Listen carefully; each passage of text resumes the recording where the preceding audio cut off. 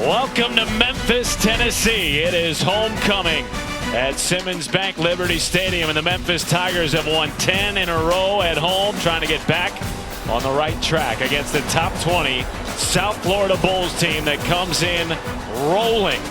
Everybody in the conference chasing Navy, 4-0, best start since 1979, but the Bulls are right behind them at 3-0. ESPN College Football is presented by Tums. You want to kick that way? Okay. Near sellout crowd expected on this final Saturday of October here in Memphis. Matt Schumacher, the 9-year NFL vet. Sam Acho will be joined by Taylor Davis in just a moment. Acho, last week Memphis went to UAB, the favorite out of the group of 5 to make the CFP. Lost, and now this week it's USF who has won 4 in a row. And they're playing great on both sides of the ball. Defense, one of the best in the nation, taking the ball away, but their quarterback, Byron Brown, has been outstanding. They scored 48 points last week. That brought their 4-game average down, and it's led by the guy who takes the snaps, Byron Brown. Byron Brown playing like one of the best quarterbacks in the country. Could he be a Heisman candidate? If he keeps on playing like he has been, then he absolutely can. He's 6'3", 230, and he's playing with an extreme level of confidence. If a play is broken down, Byron Brown will fix it. He can do it with his arm, but also with his legs. And third down and short, third down and long. There's designed quarterback draws, quarterback powers.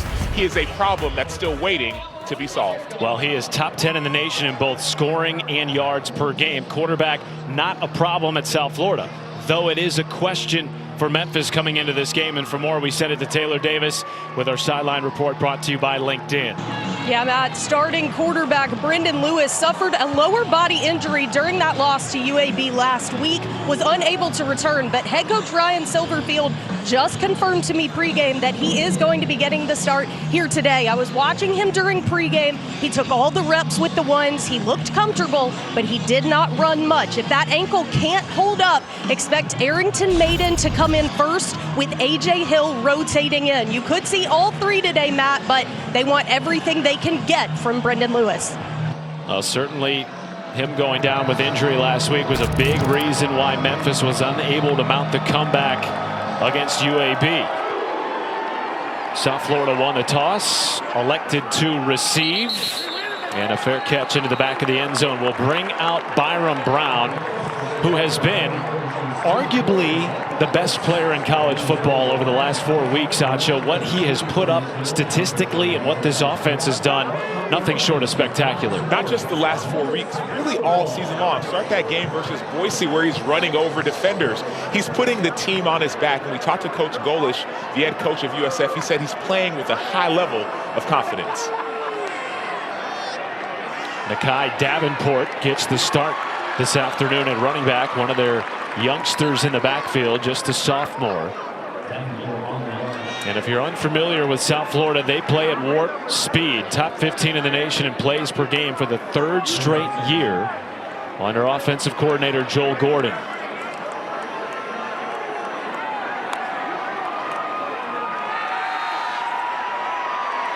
Brown downfield after buying time, and it's in and out of the hands of Singleton. A near monster play on 2nd down. Byron Brown has a threat of using his legs. All the linebackers are looking at him. Everyone's looking at him, but that leaves Singleton wide open in the backfield. That's a pass that he has to catch, but just keep an eye out as this game goes on. The threat of Byron Brown running could potentially leave guys open on the back end. 3rd downs were a problem for Memphis's defense last week at UAB. Blazers converted 9 times. 3rd and 7. And that is enough to move the chains for South Florida. Jonathan Eccles, one of their top 2 tight ends, with the catch.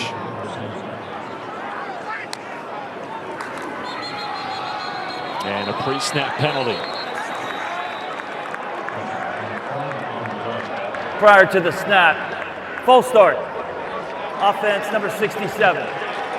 5-yard penalty, 1st down. They got the left guard, Thomas Schrader, moving early. And one thing that can slow down a warp speed offense are negative plays, whether tackles for loss or penalties, because you want to go so fast when you're in 2nd and 15 or 2nd and 20, you may not be able to get all of it back.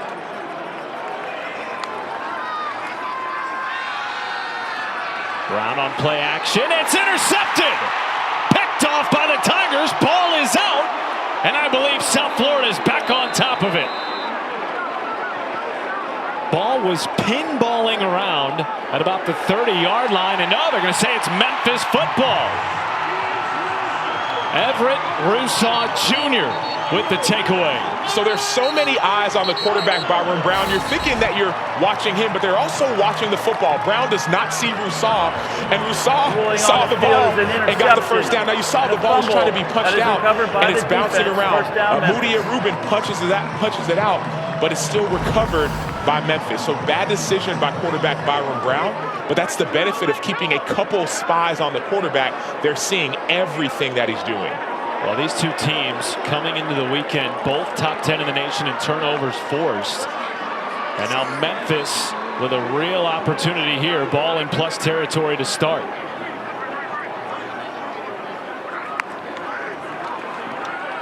Lewis had that ball batted down. Pressure coming off the edge by Josh Seliskar as we look at today's impact players brought to you by Mattress Firm. Well, two of them are going to see on offense in the backfield. Running back Sutton Smith, the converted wide receiver, 5'9", 185. He's small but mighty. Also, Greg Duozier, another running back who has great vision.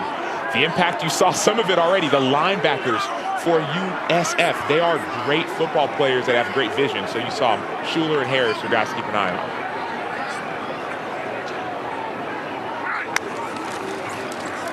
Here's Sutton Smith on the pitch with blockers. And he's out across the 20-yard line, tackled by Tavin Ward.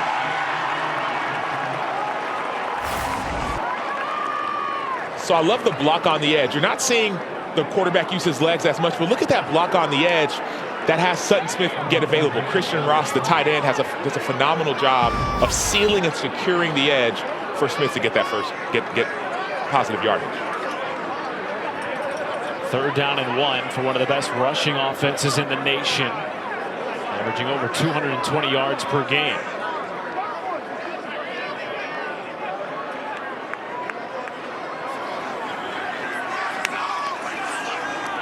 Here's Pizant twisting up ahead. Pizant into the end zone for a touchdown. 19 yards.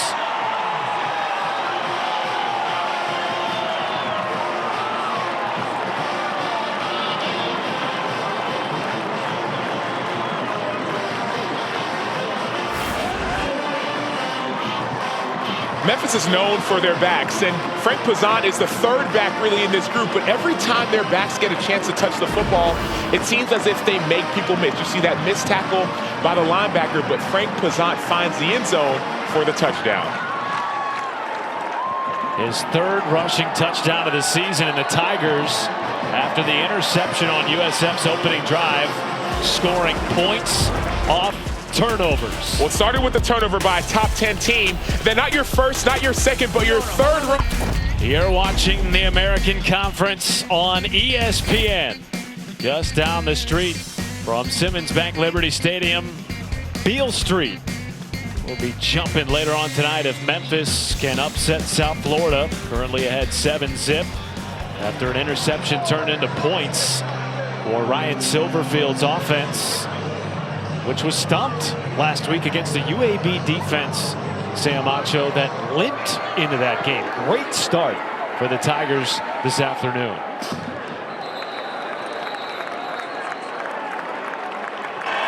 Matt, not the start that this USF offense was looking for, but a few weeks ago against North Texas, Byron Brown had 2 fumbles and an interception all in the first quarter. Alex Golish said he smiled at me and said, "I know, I'm fine." That's exactly what he just did down here on the sideline. Immediately rejoined the iPad, high-fived some guys. That composure is what they need from him on this drive. As Alvon Isaac in the backfield now slots out wide.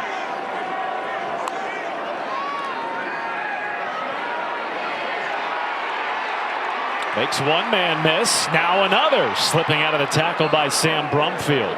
You know, it's interesting, Taylor mentioned last night to Alex Golish the confidence of Byron Brown. And Alex Golesh told Taylor injured defensive player 2 years ago he wouldn't have had this type of confidence to rebound from a turnover like that. And people think, Matt, that confidence is when things always go well. You really can show your confidence when things don't go your way. Taylor mentioned the North Texas game, 3 turnovers in the first quarter.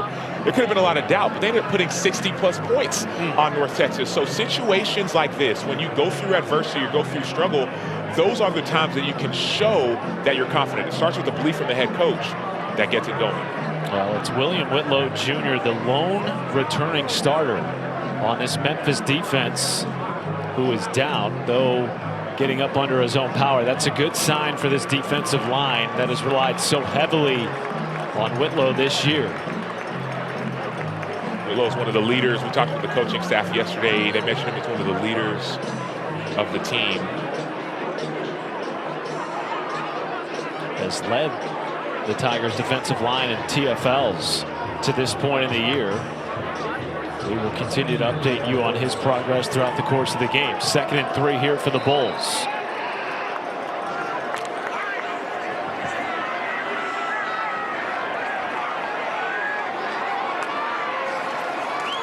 First carry to Alvon Isaac. One of 3 backs that they will regularly rotate on this high-powered offense that has really yet to get going.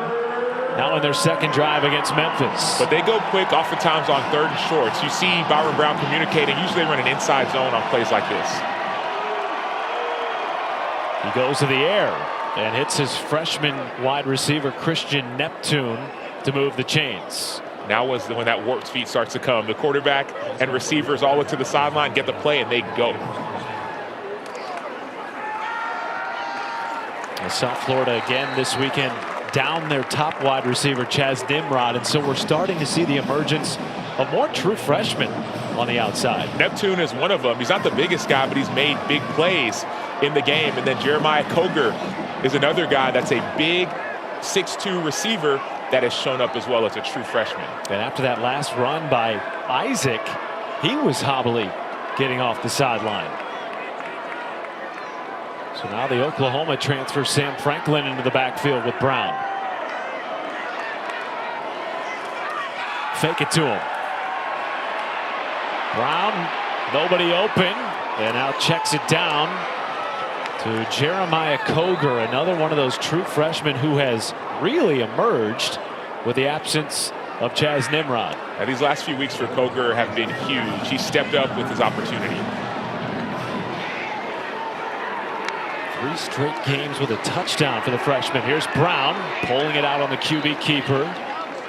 Everett Rousseau, who had the interception on the opening drive with the tackle. Notice the pace of the offense, but also notice the pace of the defense. The defense knows they got to get quick and ready early. Brown again keeps. Lost his footing a little bit. How difficult is it to defend a tempo offense like this? Well, it depends how you decide to defend it. If you say, hey, we're going to make a call and we're going to stick with our call, let them do all the motions and adjustment as quick as they want, then it's okay. But if you're guessing, it's hard. To Franklin on 3rd and short. And he pushes ahead to continue the drive. There was that inside zone we talked about. They usually go fast on 1st and 2nd, slow down on 3rd. If it's 3rd and short, they will go quick.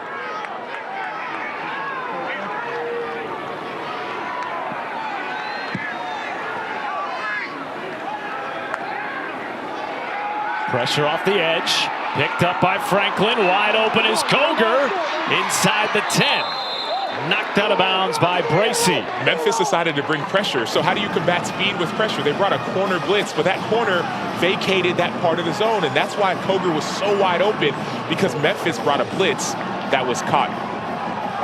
South Florida's been so good in the red zone this year, scoring on 24 of 26 attempts. That got stacked up by Drew Watts,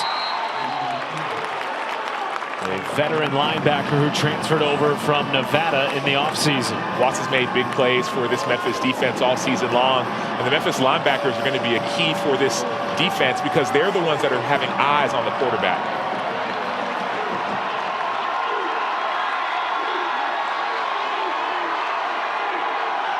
Start to slow down in the red zone because this is when points matter the most. On 2nd and goal. Franklin churned forward for a gain of 3 yards or so. Brings up 3rd down. This is 4-down territory for USF. I think it's still early to say that it's 4-down territory. I think it depends on how close you get. But if you don't get a 1st down, it's okay to kick a field goal here. I don't think you have to chase points this early in a game.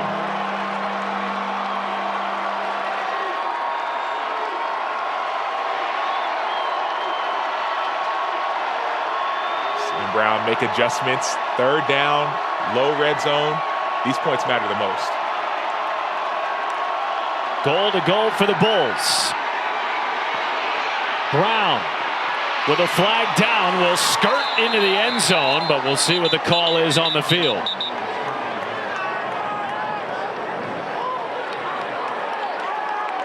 And it looks like it's going to be a hold on Memphis. Holding. Defense number 1. That penalty is declined. Result is a touchdown. So they got a Marion Cooper on the outside holding one of the wide receivers. And the run to the end zone puts USF a PAT from a tie game here in Memphis.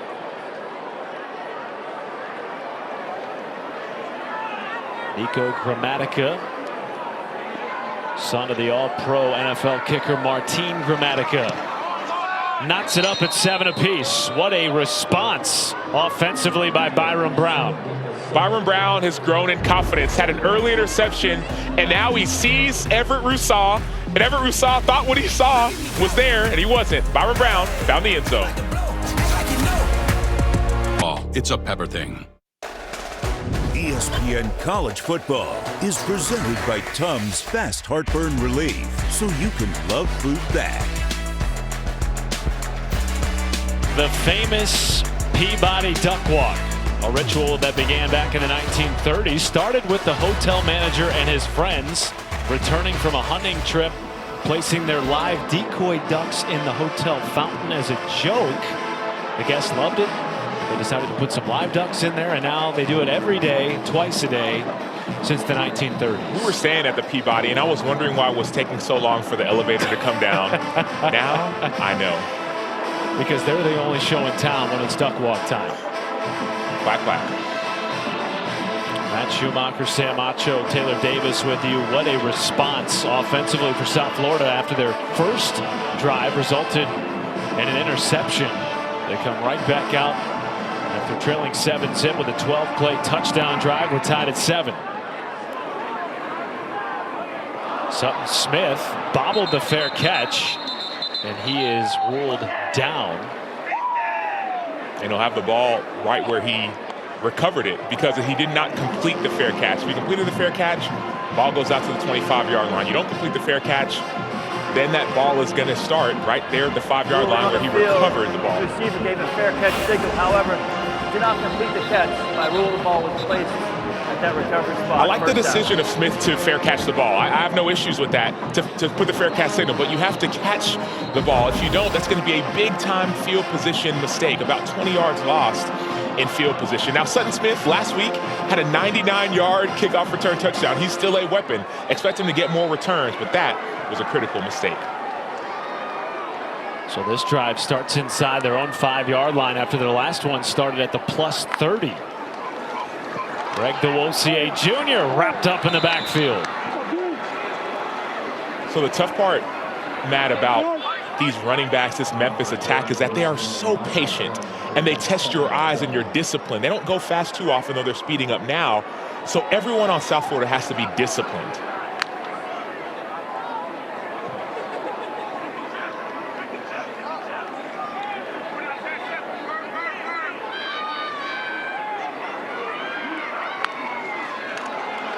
Delayed pressure. Lewis backed up. Tippy-toeing the back of the end zone. And got it out of play. First time we've had to see him use that mobility on the ankle that was injured last week against UAB. Yeah, and he was very close to the back of the end zone. Looked like there might have been a hold as well in the back, but it's going to be interesting because Brandon Lewis is a dual threat quarterback, but with somewhat of a bum ankle, how much will his running attack be available for him today? 3rd and 12. Backed up inside his own end zone.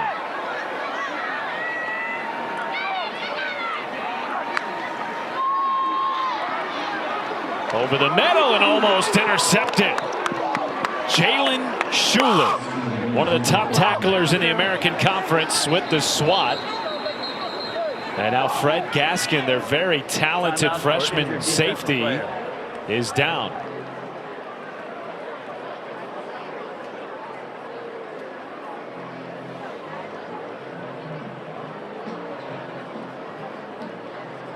Gaskin, one of the highest rated high school recruits ever in the history of this South Florida program, a top 25 safety coming out of high school.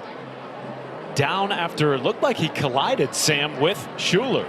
They're playing zone defense, so everyone on the defensive side of the ball for South Florida, their eyes are on the football. They're attacking the football. Jalen Schuler had that near interception, but there was somewhat of a collision that happened while the play was attempting to be made.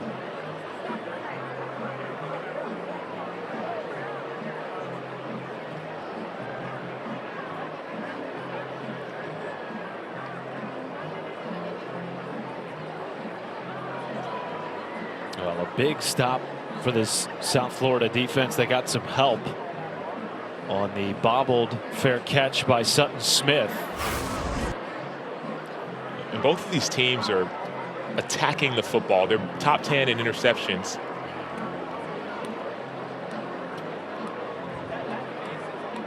Excuse me, top 10 in turnovers. Now you see Alex Golesh, the head coach of South Florida, next to Gaskin. It looked like Schuler took a pretty big collision in that hit as well, but he walked off the field under his own power. Still, it's Fred Gaskin being tended to on the field for South Florida.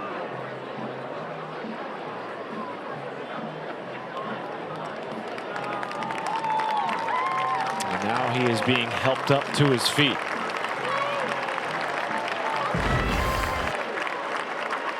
Walking off on his own, though, gingerly. That's a good sign for South Florida. It is a good sign for South Florida. But also what's been impressive about this game with South Florida defensively is that they are #1 in the nation in turnovers forced per game. Nearly 3 turnovers forced per game. So as Gaskin is walking off, just keep an eye out on where the ball lands, whether it's punched out or intercepted as the game goes on. Lachlan Kerrigan, end over end punt, short to Christian Neptune. And now South Florida will start in plus territory. Third drive of the game upcoming for this electric Bulls offense. As we take a look at the All-State playoff predictor. And remember, as we talked about last week, it was Memphis who came into the weekend at UAB with the best chance to make the CFP out of the non-Power 4. After that loss, it's now South Florida entering the weekend here in Memphis. They have so many impressive wins. And remember, it's the 5 highest ranked conference champions that make the college football playoff. That 45% is extremely high. So South Florida's put themselves in a great position.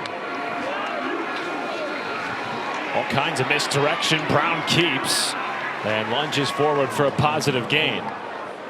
Guys, defensive end William Whitlow spent a lot of time in the tent. It took 2 teammates to get him there before he ultimately headed to the locker room. He was dealing with a knee injury. He was crying in very visible pain. We'll keep you updated on his status to return. Low throw, incomplete, intended for Mudia Rubin. Boy, that's a big loss, Taylor, for this Memphis defensive line that didn't return a single starter this year except Whitlow Jr. And we talked with defensive coordinator Jordan Hankins. He said that, man, Whitlow is one of our leaders. He's one of the guys who gets us settled, especially coming off of a game in which they lost last week. So I'm keeping an eye out on who's going to step up defensively on that line for Memphis.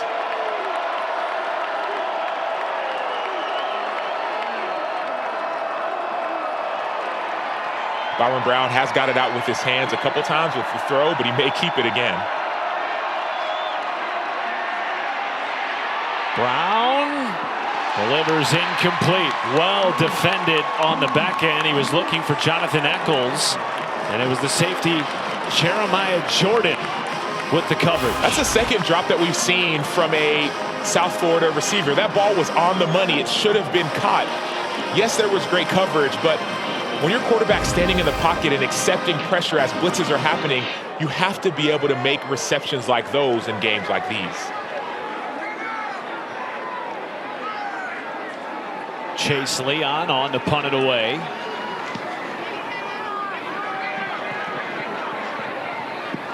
And a beautiful USF bounce inside the 10-yard line. And so for the second consecutive drive, Memphis will start inside their own 10. A 7-7 ball game in Memphis. The NHL throws. Welcome back to Memphis, Tennessee. 7-7 game between the Bulls and the Tigers as we go inside the kitchen for Sam's special sauce. Well, we got to cook, but that special is not just for cooking, it's for special teams. You see right here, the ball's going to be downed at the 7-yard line, but there's two guys behind Jair Murphy. So those two guys are Jaquan Smith, number 19, and 95 long snapper Garrett Cates. That ball could have been down at the 1-yard line, so maybe just 6 yards, but backed up, those yards matter. Second straight drive from Memphis starting inside their own 10. First drive was after a botched kickoff return on a fair catch call by Sutton Smith. Still have not seen a completed pass yet today by their start quarterback Brendan Lewis. The field position game matters in matchups like these where you have two top defenses, two high-powered offenses. Field position's everything. Lewis, long throw. There's the first completed catch to Marcelo Bussey. Big stick-moving completion. And a gain of 19. So Bussey's going to be on the edge and run a wheel route. That little pump fake by Lewis allowed the wheel route to be open. And so the defense is thinking that it's going to be a flat route, but it's not to the flat, to the sideline. It's to the sideline and turns up. Great protection by the offensive line. Great decision by Lewis. Showing his mobility and completes the pass underneath to his tight end Matt Adcock. There are a lot of question marks coming into this game, as Taylor Davis reported on in our open, about whether or not Brendan Lewis would be able to go. Did not practice at full strength this week. Looks pretty good so far on that ankle today. If I'm South Florida defensively, I understand that Brendan Lewis is a weapon as a runner. I'm not for injured defensive player. But I still want him to prove it. So if I'm their defense, I'm going after the quarterback. I'm bringing 5, I'm bringing 6. I'm making him run the ball to see how effective he's going to be. Meanwhile, that looks like it's Jalen Schuler, the star linebacker, down for South Florida. They just had Fred Gaskin re-enter the game at the start of this series. Remember, he was the safety that went out on the last defensive sequence.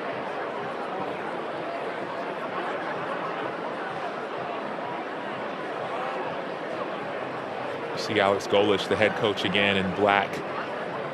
One thing that in situations like these that impresses me is when the coach, the head coach, no matter who the player is, whether you're a star or the third string, is there with the player that he recruited, the guy who he's coaching. And a 3-year starter at linebacker, guy who has been such an instrumental piece in the rebuild of this program. Under third-year head coach Alex Golesh, and of course, after one part of a great review, the runner reached the line to gain for a first linebacker down. tandem. It will be first down, Memphis. Matt Harris, Jalen Schuler, 2 stars in this league and best friends at the linebacker position.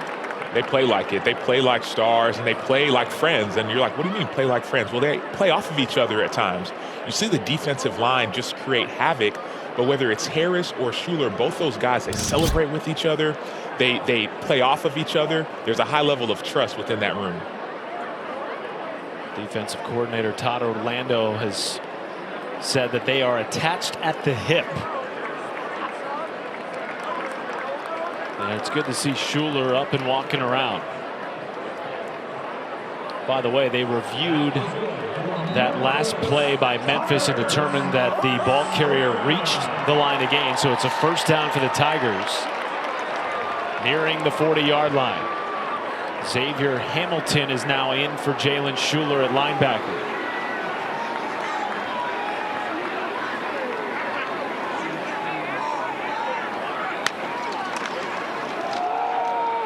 Here's Sutton Smith. Boy, is he electric between the tackles. Well, the problem for South Florida defensively is now you're playing with new guys. You're not playing with your starters. Versus a team that loves to run the football on the inside, it could pose a problem for South Florida because you're trying to figure out where's my run fit playing next to a guy I'm not used to.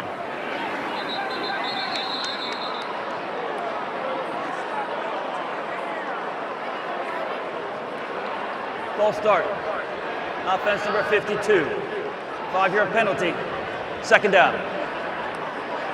Yakari Walker, the center, flinched before the snap. First offensive penalty of the day on Memphis. We expected the run game to be a big piece today for the Tigers, as it has been all season, particularly coming off the loss to UAB, in which they were held to a season low 119 on the ground. Lewis, ball has batted down at the 45. There was some contact there by Tavin Ward. And you hear some of the boos here in Memphis. No call. Well, now we got a critical third down, 3rd and 6. They're getting up to the line quickly. I would still run it in a situation like this.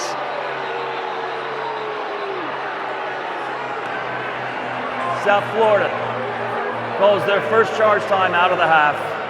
This is a 30-second timeout. Well, timeout here before a big 3rd and 6. We check in with Zubin. Guys, thanks. It's time for the Subway Fresh Play update. Kewan Lacey for Ole Miss in a game that they really need after losing an offensive shootout last week to Georgia. They can still score, as the Dogs can tell you, and now as the Sooners can tell you. We'll keep you up to date. It's on your ABC station. Matt? Well, Zubin, that feels like a must-win game for both teams, as today does, Sam, for these two teams, Memphis and South Florida. It's interesting to see Ole Miss scoring offensively after Lane Kiffin was talking about some of the the great preparation that Brent Venables does to know what offenses do. That's a fun chess match. Brent Venables has an elite defense this year in Norman. 3rd and 6, the pressure comes. Lewis checks it down underneath, and it is blown up initially. And then Marcelo Bussey scored it out the side, but I'm not sure picked up any more yardage, and now a punt situation for the Tigers. He may have gotten 1 yard. There was a great job in the backfield blocking, but the defense of South Florida, they call that leverage tackling. What that means is you know where your help is. So if you're on the outside, you know you have help inside. You try not to let the running back or the receiver out leverage you. There was a missed tackle, but everyone's sprinting to the football. Freshman return man Christian Neptune back deep. And he will fair catch it at about his own 8-yard line. Boy, what a start it's been this year for the South Florida Bulls. 6-1. Of course, they began their year with a Week 1 victory against last year's college football playoff contender Boise State. Followed that up with a ranked win in the Swamp. Only team in the nation to play 3 straight non-conference top 25 games to start the year. That 3rd game, a loss to a top 5 Miami team. Since then, they've gone undefeated with video game-like numbers on offense. They look good doing it. That early game versus Boise State was a statement win. Beating Florida was another impressive win. Sure, the Miami game did not look great, but since then they have looked the part both on the offensive and defensive sides of the ball. Alvon Isaac, who limped off the field a couple of drives ago, back in at running back. Fake it to him, and underneath to Wyatt Sullivan. And a nice positive gain on 1st down. So now you're going to see the official come and spot the ball. And then they're going to get right back to the line, not wasting a second. 2nd and 1. It goes to Alvon Isaac. And he shoots up the middle for a 1st down. And the reason this pace is so effective is as a defense, you're trying to get a line. You're trying to figure out where's my receiver that I'm lining up off of, or where is the lineman looking at? Those are decisions that you have to make so much quicker when an offense. Timeout for injured offensive player. The player presented as injured prior to the ball being set, ready for play. There'll be no timeout administered. First down. That's the cost of an offense going so fast. You heard said the player was injured before the ball was spotted, so no timeout, but they did have to stop the game. So that's the only thing slowing down South Florida are some of these injuries. Boy, and now for the second time in this first quarter, Alvon Isaac has to limp off the field. Such an explosive running back and return man. And now it's Sam Franklin again. Left hip of Brown.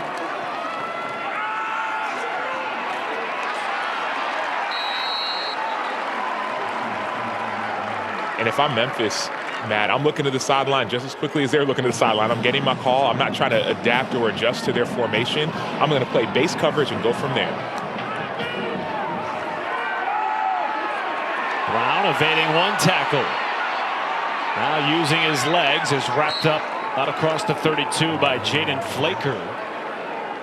That is the chess match in this game between Joel Gordon, the offensive coordinator of South Florida, Jordan Hankins, the defensive coordinator of Memphis. The pace of play and making sure both units are ready to go. As much as the pace of play matters, critical downs like these are different. Third down is different for South Florida.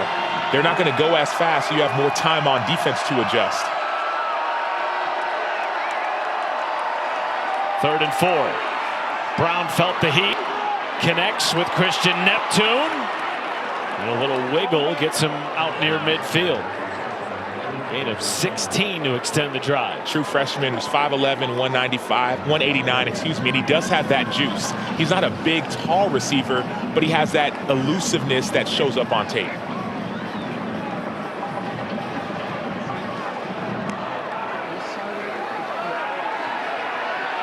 Brown with all day to throw. Surveying.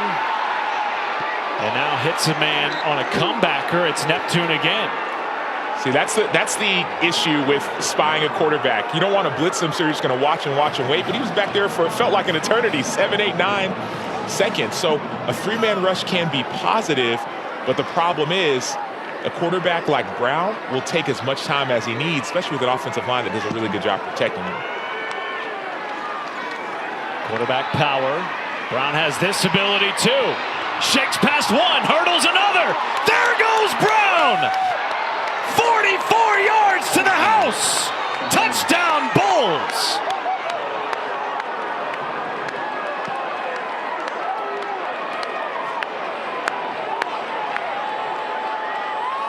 Triangle, circle, square, R1, turbo, you pick it. That's what Byron Brown is. He's a video game. You said video game numbers. He's an actual video game. Watch him right here. He accelerates, and then he almost spins. He hurdles over somebody. Then he almost does a stiff arm. Byron Brown does things that most mortals cannot.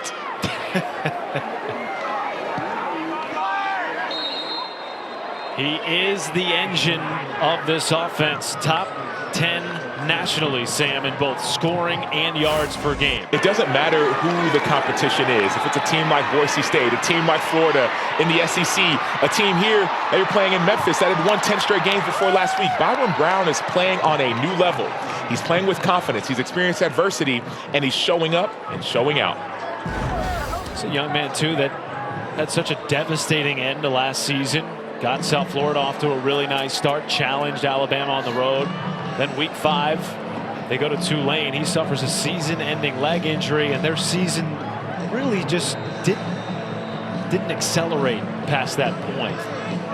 But the coaches felt like there was some silver lining to that injury for him in the way that his mental processing of the game was able to take an uptick. Well, he took an uptick. He went from the field and from the sideline to go start watching games up in the booth with his coaches and with the coordinators, seeing the game from a different perspective. They talked about the growth that Brown experienced. There's a mistake on the kickoff. Out of bounds, and so great starting field position for the Tigers. Ball's going to be up to the 35-yard line now. So you saw that big time Kick out of negative. bounds on the kicking team. Memphis has elected to take the ball at the 35-yard line. First down. You saw the big time negative earlier, getting the ball inside the 5 on a kickoff. Now is a big time positive. Mistake by South Florida, and Memphis has so much better field position. You get 2 first downs, you're in field goal range. So special teams matter so much in the, people call it the minutia of football. But with tightly matched games like these and teams like these, field position's everything. Good news for South Florida. Jalen Schuler back into the game at linebacker. There's Sutton Smith, and he is stacked up by Mac Harris. No gain. In South Florida on defense, what they will present at times is challenging because they'll have 3 guys at the line of scrimmage, 3 defensive linemen, but then 8 DBs, linebackers just standing around watching.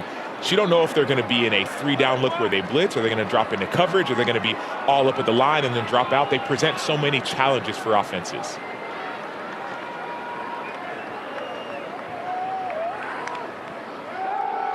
Pressure gets to Lewis, and the ball is batted down at the line of scrimmage.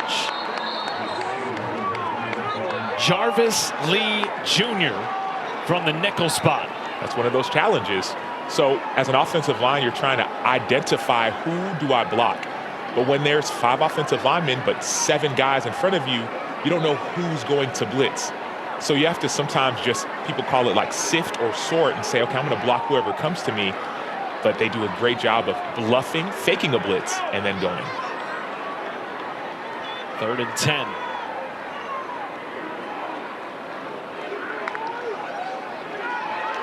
Lewis is taken down in the backfield. It's Lee another time. But this time he gets the sack and a loss of 9. Confusion can create chaos, and Jarvis Lee is on the edge and is completely unblocked. You would think that DeLosier would be able to block him, the running back for Memphis, but he's on the exact opposite side of the line of scrimmage. So great job identifying where to blitz from a defensive perspective. But offensively, Memphis has to make better decisions on who's blitzing and maybe even adding more people into the protection. End of the first quarter, an exciting one. South Florida trailed 7-zip after an interception and an ensuing touchdown drive by Memphis. 14-7. Alex Golish is with me now. Coach, I just saw you get fired up after that sack. What'd you like about the first quarter? Just kept coming back. Just keep swinging, keep swinging, keep swinging. You know, we give up the touchdown there to start, and they just reset, kept playing. Same thing offensively. Go punt it, go 3 and out, and then just reset. It's a resilient group. It's obviously going to be a long game, but I love the energy that we're playing with right now. Awesome. Thanks for the time. Thank you. It's so interesting he brings up resilience with this group. They are old, Sam, in a lot of positions. Many returning players, even some who were here before Alex got here 3 years ago. They're experienced group, but then a group that's been through adversity, and a group that struggled a couple seasons ago, even last year, where there was so much excitement before Byron Brown's injury. Byron Brown goes down, the season goes down, for lack of better terms, with him. But they've experienced adversity, and it seems as if they're able to match it and overcome it. 31 seniors on the Bulls roster this year. Here's a jet sweep to Christian Neptune with a seam. And Neptune downed after a gain of 15 by Chris Bracey. And as a defense, it's hard because they're so fast. That time Davenport stacked up, spun out of a tackle. Everett Rousseau was there to clean it up. But what makes it easy, Matt, is that you get them going backwards. You want them to slow down? You create negative plays. You create false starts. You create tackles for loss. Now all of a sudden it makes them second guess how fast they want to go. Loss of 5 on the play. Fake it to Neptune. Brown with nothing but green on that sideline. And high steps out of bounds. Out past midfield. You know, some people, they think they have the angle. Byron Brown eats up angles. Like, that's the, you know what I mean? Like, it's like, oh, I got to tackle. No, you don't. I remember going against RG3 and thinking, oh, I'm going to tackle him in college. And it's like, no, he won a Heisman. He's got another gear to him. That's what makes him different. And so Memphis defensively everyone has to attack the football. Has time. Now flushed. Tried to sneak it underneath to Jonathan Eccles. They're going to say incomplete. Mac Harris, no, check that. It was Kamari Wilson on the coverage for Memphis. That's the second piece that Memphis has an opportunity to do, is not only attack the football, but also, bring hats to the football, but also when that ball is in the air, take it away. That's got to be the mentality. They're a top 10 team in takeaways, so had an early interception. They're going to try to get another one. Option on 2nd and 10, and that is eaten up in the backfield by Chris Bracey. The UAB transfer came flying in like a missile, and it brings up 3rd and long with a tight end down for South Florida. Offensive player. It is Jonathan Eccles.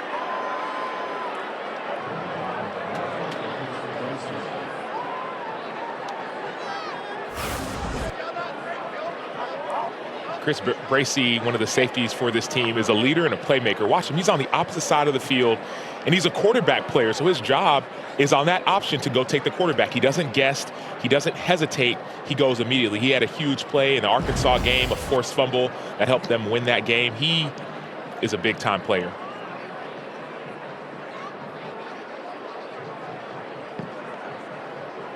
Well, the interesting backstory behind that great game he had at Arkansas, against Arkansas, just 2 weeks prior, he lost his starting spot. And the defensive coordinator, Jordan Hankins, told us that he was sort of in and out of the lineup week 3. Then week 4 got more action against Arkansas and just completely balled out. He was the defensive player of the week in the American after that win against the Hogs. He took over. Arkansas had a chance to win the game. They were up by 1 point. There was about a minute left. They ran the ball down to about the 10-yard line. And then a little bit before that, Memphis called timeout. And I've been in defensive positions where you have to get the ball away. Memphis had no more. That was their last time out. They had to go and take the ball away. I don't know what conversation was had, but all I know is that the very next play, Chris Bracey punched the ball out on a run and got Memphis the ball back. So sometimes you think, oh, man, how do we win this game? Who's going to make the play? He's like, dude, I will make the play. And when you see stuff like that, it gets you excited as a coach and even as a teammate. Jonathan Eccles jogging off. And now 3rd and 13 after Bracey made that excellent play in the backfield from the safety position for Memphis. One thing I've been impressed by on Memphis defensively is how many negative plays they're forcing on South Florida. Now it's 3rd and 13. I still think you bring pressure. I don't think you should sit back and try to spy. Try to bring pressure on Byron Brown, make him make a quick decision. Instead, they drop 8. Quick throw. Goes out to Mudia Rubin. And that will bring up 4th down. Now keep the offense out and not go for it. You're kind of in that fringe field goal range. I go for it on this one. No hesitation from Alex Golish. They've been so good on conversion downs this year. 70%. On 4th. Need 3 to extend the drive.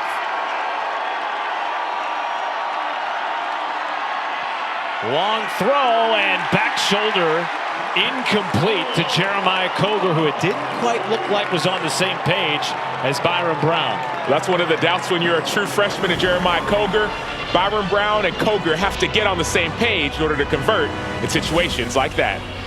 14-7 lead for the South Florida Bulls at Simmons Bank Liberty Stadium. They have scored the last 2 touchdowns of this game, and there is the Taco Bell Live Ma student section. Only one student section can claim the title of Live Ma student section of the year. Who will take home the trophy this season? After the 4th down stop by Memphis's defense, great starting field position for the Tigers. Brendan Lewis, their star quarterback. After the injury last week, a duck that might have been batted down at the offensive line by Jalen Schuler. That's the second ball that we've seen batted down at the line of scrimmage for South Florida. You see Brendan Lewis is looking and trying to see, and then Jalen Schuler gets his hand up and bats that down.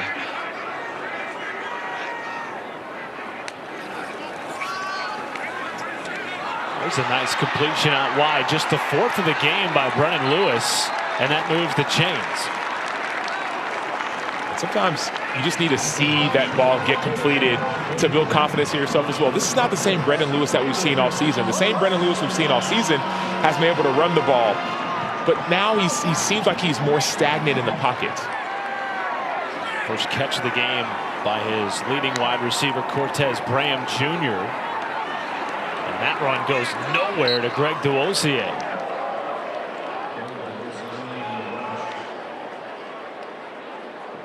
So you're seeing something different from Brendan Lewis in terms of his mobility in the pocket. Absolutely. He's a dual threat quarterback, and he's got some savvy to him as a runner, but he's also got a lot of strength when he runs the football. We haven't seen any of that yet so far. So South Florida may see the same thing and say, hey, let's go after him. We've seen so much more blitz from South Florida, and maybe it's because of hobbled quarterback and Lewis.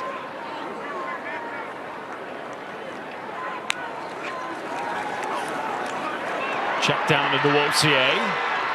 Cannot get outside of the tackle of Jonas DeClona. And for more on Lewis, here's TD. Yeah, Sam, it's a great assessment about Brendan Lewis's difference, kind of how he's operating the pocket right now. I was watching him pregame. He was very accurate, looked comfortable, but he wasn't running from drill to drill. He was jogging kind of gingerly, and that's a huge piece of his game and how the offense operates. So definitely a little bit different. I agree with you.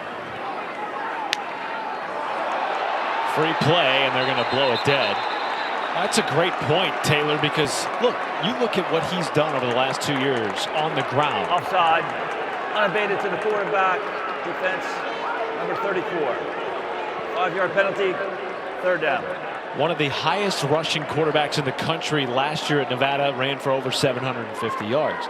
This year, a key piece to a top 15 rushing attack in the country at Memphis. It makes it so hard as a defense because you have to add an 11th person to defend. Of course, offense has 11, but quarterback, usually they're sitting back there throwing it. Brendan Lewis is a strong and savvy runner. That's a huge part of his game. That's what makes him him. But if you don't have to defend that part of the game, it makes it easier on a defense. Duosier spun out of one tackle and then was wrapped up after a nominal gain by Fred Gaskin, and third down looming. So Gaskin's back healthy in the game, and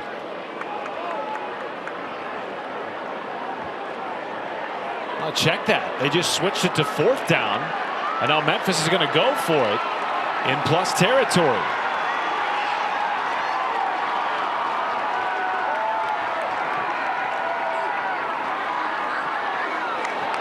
And South Florida is pointing to movement up front on the Memphis side.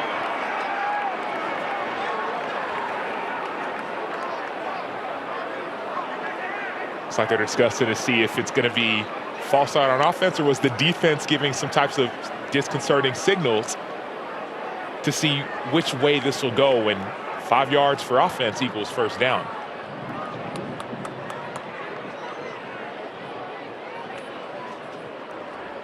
Full start. Offense number 61. 5-yard penalty. Fourth down. Rare penalty on their veteran left tackle by Chris Adams. Well, he's a veteran. He's a very intelligent player. You're going to see Chris Adams, the left tackle. There's a little bit of a subtle movement, and that movement is what caused a penalty. So it went from a situation where it may have just been a hard count, or maybe they would have gone for it, to now it's special teams, punt team is out there, potentially punt it or fake it. There have been some fakes in this team. Kerrigan will, in fact, boot it away. Christian Neptune calling for everyone to get away from the football. The fourth straight punt by Memphis after their opening touchdown. South Florida trying to extend the lead when we come back. Introducing Subway's new Fresh Fit menu. Lots of protein, tasty sauce, all under 500 calories. Keep moving with Subway's new Fresh Fit menu. Subway, eat fresh, feel good. Olympic champion, world champion, two-time national champion. Nobody wanted to face me. Coach, two-time Olympic champion, four-time world champion, two-time NCAA champion. I wouldn't mind facing you. Ran, I chopped cords of wood. I did stadium steps at 2 a.m. My rope climbing was epic. Well, You guys should have a documentary on the History Channel. Paycom, proud supporter of the National Duels Invitation. Is it a Theismann type of season for Ty Simpson? Boy, those numbers certainly indicate it could be trending that way. Sam Acho, what say you? Well, he's done it the last 4 weeks against 4 ranked SEC opponents. So right now, Ty Simpson is my favorite for the Heisman. He's done it at a consistent level, putting up the numbers, but also done it against the best competition. 4 straight wins for the first time since 2016 for Alabama. His dad, Jason Simpson, still the head coach at UT Martin, where Jordan Hankins played and got his coaching start under Ty Simpson's father. On first down, a catch and a nominal gain for Christian Neptune. Hankins spent 3 years there as a defensive coordinator after being a strength coach for many years before that.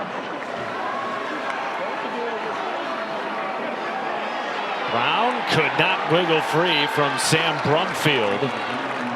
An excellent transfer linebacker.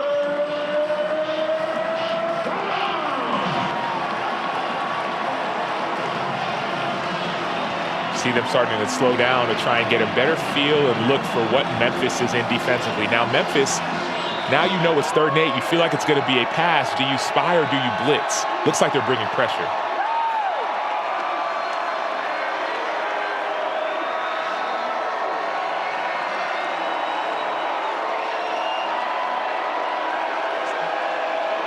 Play clock under 5. They do bring pressure. Brown is taken down in the backfield. First sack of the game for the Tigers. And it's Sam Brumfield. And Brumfield, who started his career at Middle Tennessee, and now he's in Memphis. Watch him in the middle. Watch this delayed blitz. He's going to wait and wait and wait. People are going to cross in front of him. That patience is integral to this play's success. If Brumfield would have rushed early, like been fast, the offensive line would have seen him, but you have to be extremely patient. That's the experience that shows up for this veteran of this defense.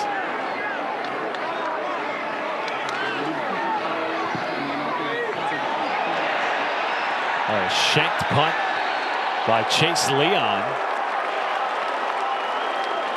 And great starting field position again for Memphis. Well, let's take a look at today's More Than a Home team, brought to you by Cracker Barrel. Memphis, not just a great football school, but a terrific basketball program under Penny Hardaway, the defending American champs. Penny Hardaway getting set to start his 8th season as the Memphis head coach. And they have a monster game early in the year. Week 1, they will go to Ole Miss on November 11th. I remember Penny Hardaway back in the day. I think him and Shaq had a little bit of time together with the Magic. Imagine if they could have stayed together, Shaq with the Magic. What could have been? What could have been? Lewis, first rushing attempt of the day. And a flag is down in the backfield after the tackle by Mac Harris. And now more flags coming in with some of the extracurriculars.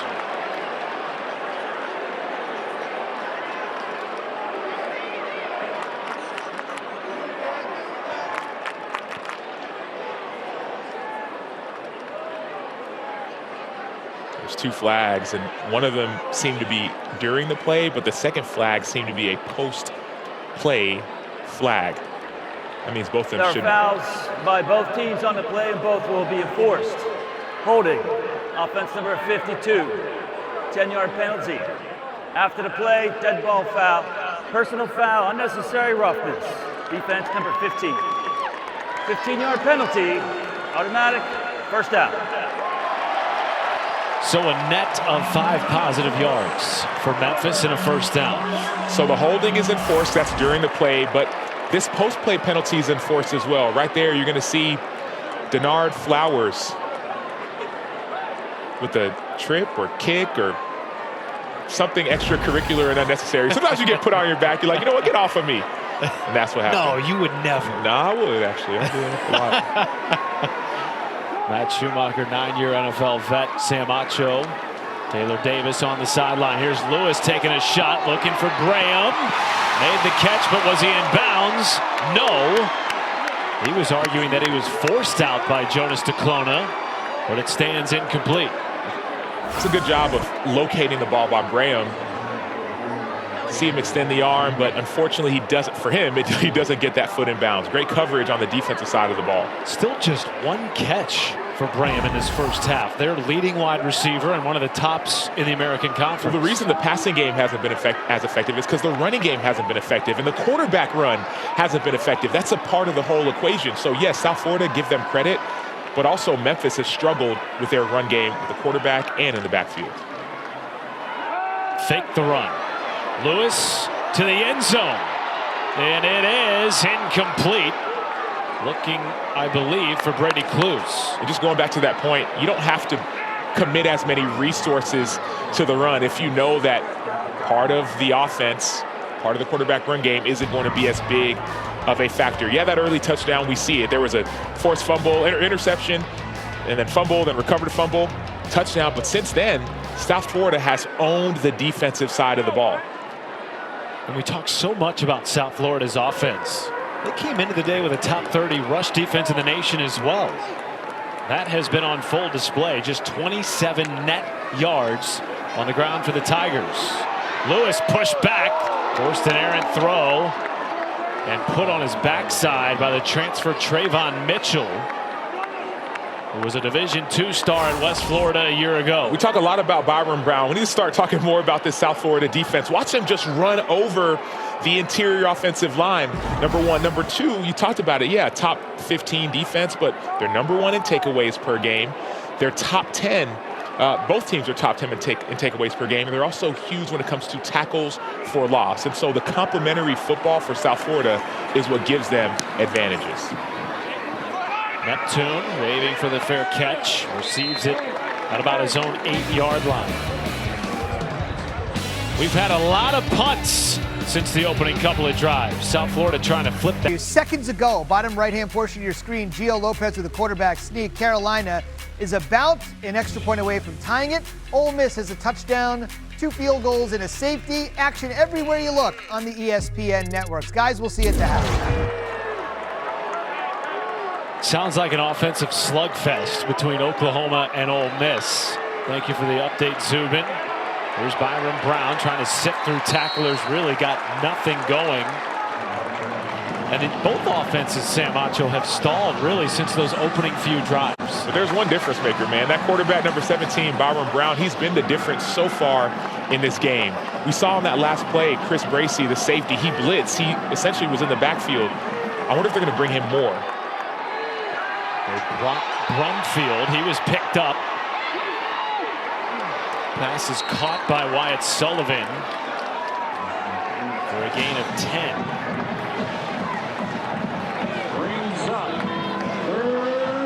Third and 2. We've seen a quick run on a situation like this and a pass to the flat. I expect a run. Instead of quick throw, it is caught by Mudia Rubin. Is it enough to move the chains? It looks like it is. So there it is. So they've shown on tape before inside zone, but now they're saying, man, we're going to get the ball out to the edge. And Rubin does a great job of finding it.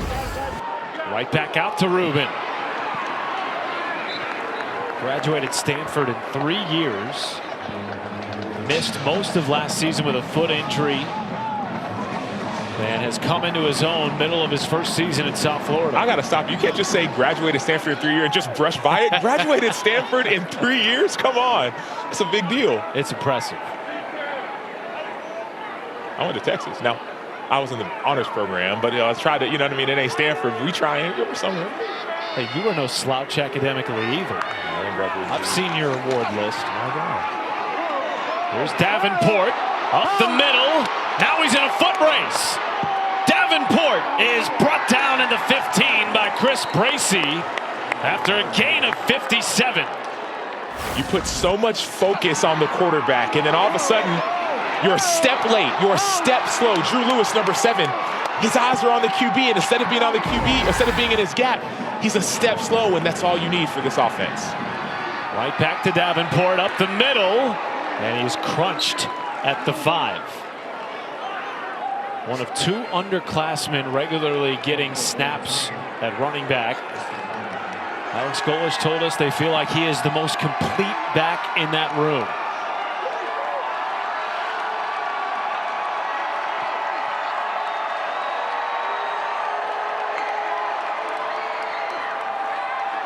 End zone on 2nd and goal, incomplete. They were looking for Mudia Rubin. And Jeremiah Jordan with the coverage. Critical situation for Memphis defensively. You just gave up a big play, but now you're in a position, like you were in that Arkansas game, to try to force a turnover or keep this potential 7 points, keep it down to 3. Defensively, the mindset is turnover first, but then you want to keep them out of the end zone.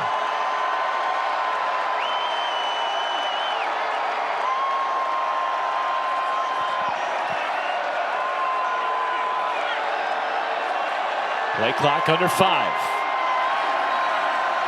Brown, end zone. It is caught for a touchdown.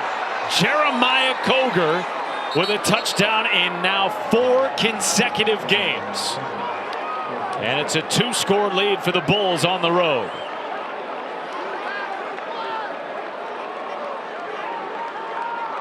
Look at the smile from Byron Brown. He's making so many good decisions. You see true freshman Jeremiah Coger is on the receiving end of that play. There were spies again on the quarterback, and Byron Brown just keeps on showing his growth right before our eyes.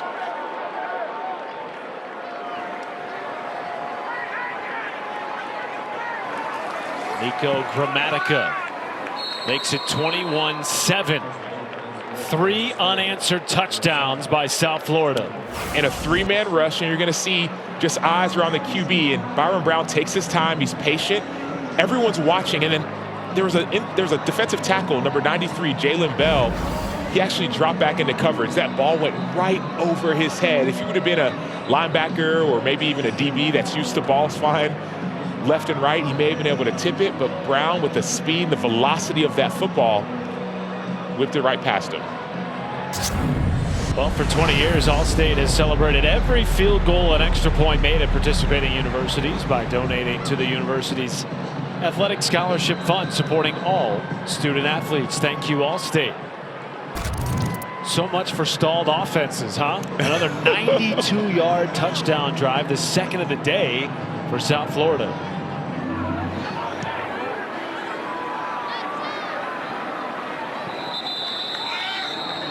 And now, how does Memphis respond?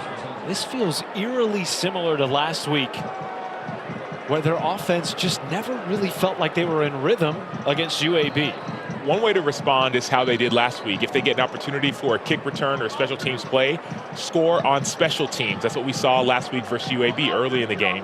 Another way is bust a big play. This Memphis offense is a big play offense. Usually you see running backs like Sutton Smith bust 50, 60-yard gains. They haven't done it just yet, but all you need is one of those to get this game back in rhythm.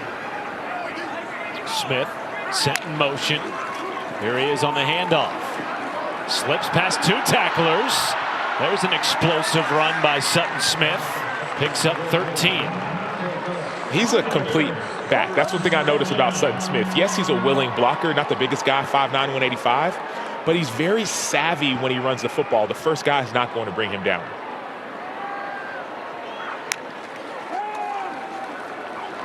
Clean pocket for Lewis. Back shoulder throw to Graham. Boy, lots of contact, and now the flag comes in. James Chenault likely going to be whistled for the infraction here.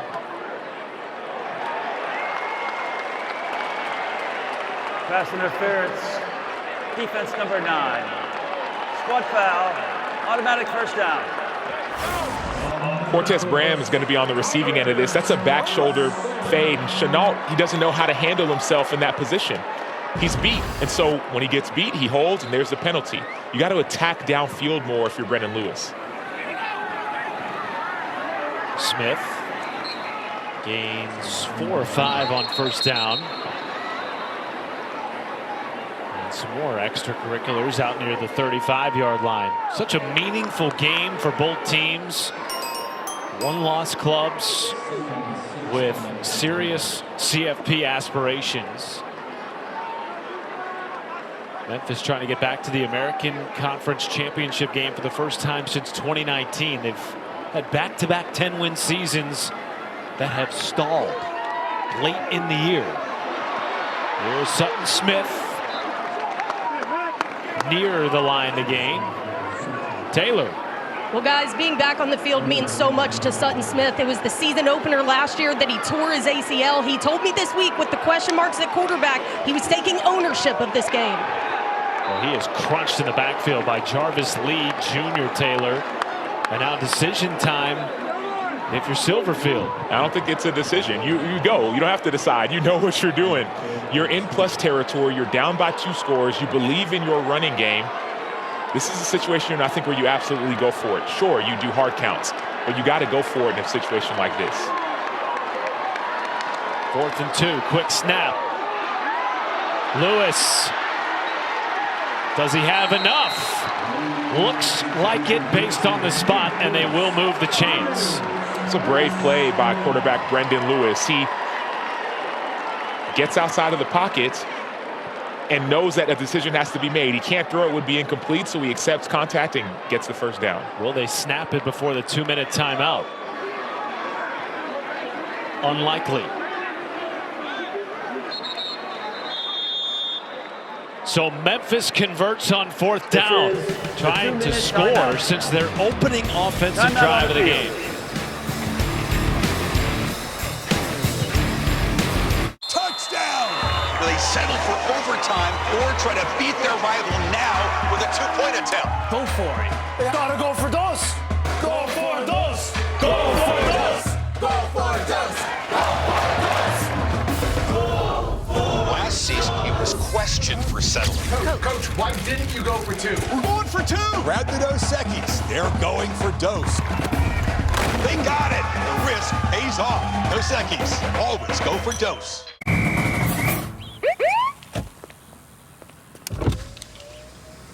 Well, you Heismans are a little far from the house. Sheriff Boz, what seems to be the problem? I bet you it's the horse driving the car thing. Bingo, Barry. Can he even see? Not a lick. Out of the car. Here we go. Dispatch, I got a horse behind the wheel. What? The 295 horsepower Nissan Pathfinder Rock Creek. Back pain. When you've got it, you know it. Introducing the X-Back from CopperFit, our groundbreaking technology designed for compression support of your lower back and core like you've never experienced before. Engineered with our most innovative, patent-pending, Advanced X compression system. The X-Back evenly distributes the support across a broader surface area of your back for relief of lower back aches and pains. The new belt is fantastic. I feel a bigger area of support. Immediately, there was something different about this. A super lightweight mesh fabric, ventilated for unmatched breathability to increase airflow and release excess heat. You have to try it. You haven't felt anything that's going to give you the kind of support and relieve the back pain that you have, because it is unbelievable. Our copper-infused fabric, made with the most advanced materials for superior support and lighter than air comfort. It's just relaxing all that tension that you get. Wow, oh, that feels great. I've tried a lot of belts in the past. Nothing like this. I have a history of back issues, man, and this is really hard to believe what I'm feeling right now. An orthopedic-designed alloy support panel and 4 built-in flexible stabilizers to help improve alignment and promote better posture. Usually when I have long triathlons, there's pain. With the belt, there's absolutely no pain. For me, it was like, okay, is this really happening? I really haven't felt anything like this before. The all-new X-Back from CopperFit, the most effective, breathable, customizable support for relief of lower back pain you will ever wear. Guaranteed or your money back. Get yours now at getxback.com for only 2 payments of $29.99 or call 1-800-260-1929. Order right now and your shipping is free. This is by far the best support that I have found. You feel like, you conquered the world, and it's life-changing. The all-new X-Back from CopperFit. Feel the difference. Hey, I'm Zuber Mahenti coming up on the Voya Halftime Report. The big story in a soggy Norman might be the Ole Miss leaky defense coming up big. No such upset for UCLA. Looks like their winning streak's about to come to an end. And a record-setting Friday night you may have missed in the conference. Guys, we'll see you at the half. Well, Memphis extends the drive here. Zubin with a 4th down conversion. Sutton Smith couldn't slip past Trayvon Mitchell. All 3 timeouts for the Tigers. They do get the ball to start the second half. Sam looking for their first score since the opening drive of the game. 5 straight punts since then for the Tigers.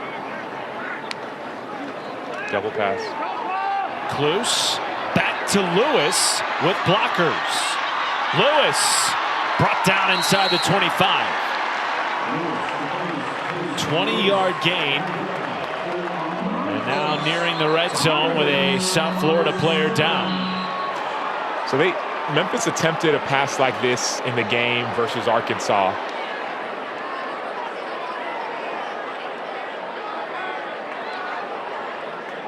They attempted a pass like that in the game versus Arkansas early in the game that was incomplete. When the game is on the line, Memphis is going to try and take a risk. It was a double pass.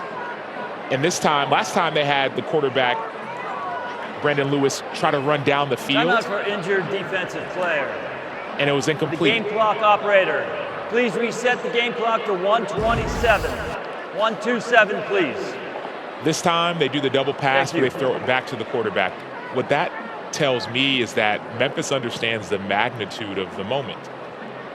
So it looks like they're going to be taking a few more risks. Now just looking forward to Merrifield. Last week, I believe it was, he went down and was able to come back. I know, Matt, you were there. Yeah, he's a guy that last year missed 5 games at FAU with a knee injury. He's a guy that just has been trying to overcome injuries. A 2-time captain with the Owls. And one of their 5 transfers on the defensive line that Todd Orlando told us they all hit on. Our chat with him yesterday, he said, you know, sometimes when you take 5 or 6 guys in one position group out of the portal, you hit on 1 or 2. They felt like they got it right on all 5 on the defensive line. Merrifield, one of those. Guys, this USF offense has also been full throttle in second halves this season. They outscored FAU 27-7 last week. So definitely a point of emphasis for this Memphis offense down here on the sideline to take risks and really close the half strong. Looks like we saw that on that last play. Interesting little chess match too, Taylor, between Memphis offensive coordinator Tim Cramsey and South Florida defensive coordinator Todd Orlando as Merrifield's up under his own power. The two were coordinators together at Florida International back in 2012. And Alex Golish loves the booze coming down here at Simmons Bank Liberty Stadium. We got a chance to chat with Golish yesterday, and there is a sense of calm about him. I understand the chaos, even with some of the players going down. This is the 3rd time we've seen him on the field with his players, but there's a sense of calm confidence, and that feels like it permeates to and through his team. 1:24 to go in the first half. Lewis didn't see it coming. Mac Harris. No, Rico Watson with the sack, and a flag late.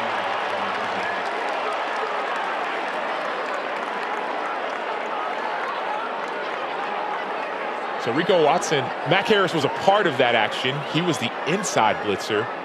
Rico Watson was the outside blitzer, and that action, it caused the right tackle to hesitate.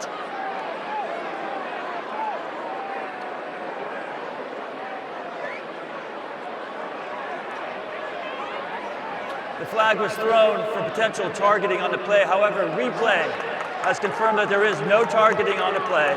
It's 2nd down. So there was 2 players brought off the edge, and to me that looked like a clean tackle. There were 2 players brought off the edge. Their first charge time out of the Rico half. Watson and then Mac Harris. The right tackle is looking at Harris because he's the closer threat. So quarterback Brendan Lewis has to. The game clock to 1:17. 1:17, please. Brendan Lewis has to know that you have somebody who's blitzing hot and get rid of the ball. Your composure today has been excellent. With the amount of times our officiating crew has come onto the PA this afternoon. So Memphis burns a timeout. 1:17 to go in the first half. 2nd and 18 as we take a look at this week's college football rankings brought to you by Prudential. Indiana having no problems right now with UCLA. And Ole Miss ain't having too many problems with Oklahoma. That's a big-time matchup. There was this, talk about chess match. Lane Kiffin, offensive mastermind. Brent Venables, defensive mastermind. They were sparring in the media. Lane Kiffin was saying that Oklahoma, they do a great job of studying people's signals, if you will, and they're called. And looks like the change in the calls has worked for Ole Miss. Both teams enter that game with one loss. Feels almost like a playoff eliminator. Nice throw over the middle to Brady Cluse. Picks up 13, makes it 3rd and 5. Memphis going hurry up here. Cluse trying to get free, could not. Ryan Silverfield wanted a flag, and he will get it. And is it James Chenault again, who had a pass interference earlier in this half on Cortez Graham?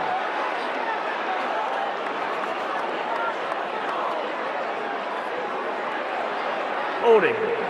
Defense number 9. Half the distance to the goal. Automatic first down.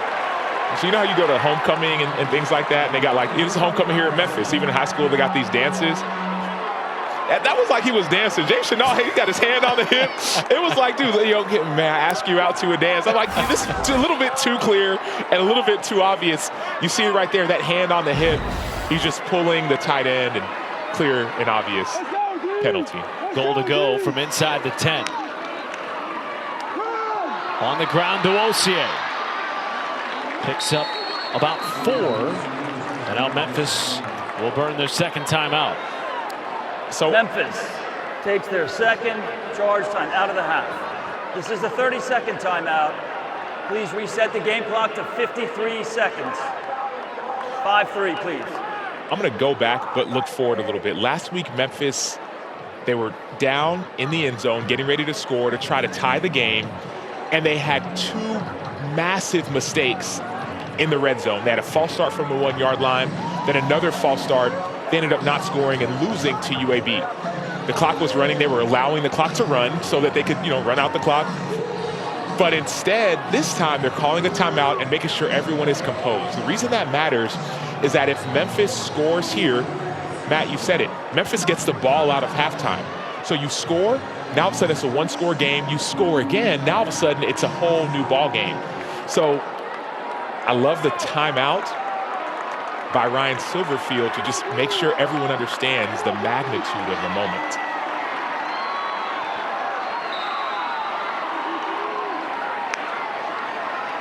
Quick throw, Graham with blockers into the end zone for a touchdown.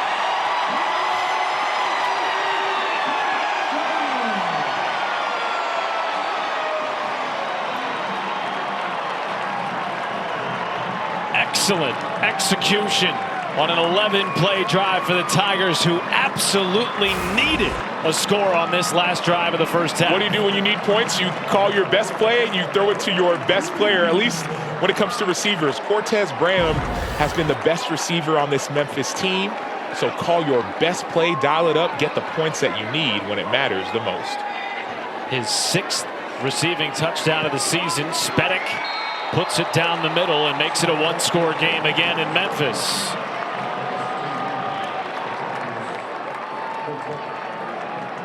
Well, tomorrow on Sunday, NFL Countdown, before Aaron Rodgers and the Steelers face the Packers, what the reunion means for Rodgers and Green Bay. Plus, live coverage from Philly before the Giants-Eagles NFC East Showdown, and Randy's best catches from the week in You Got Mossed.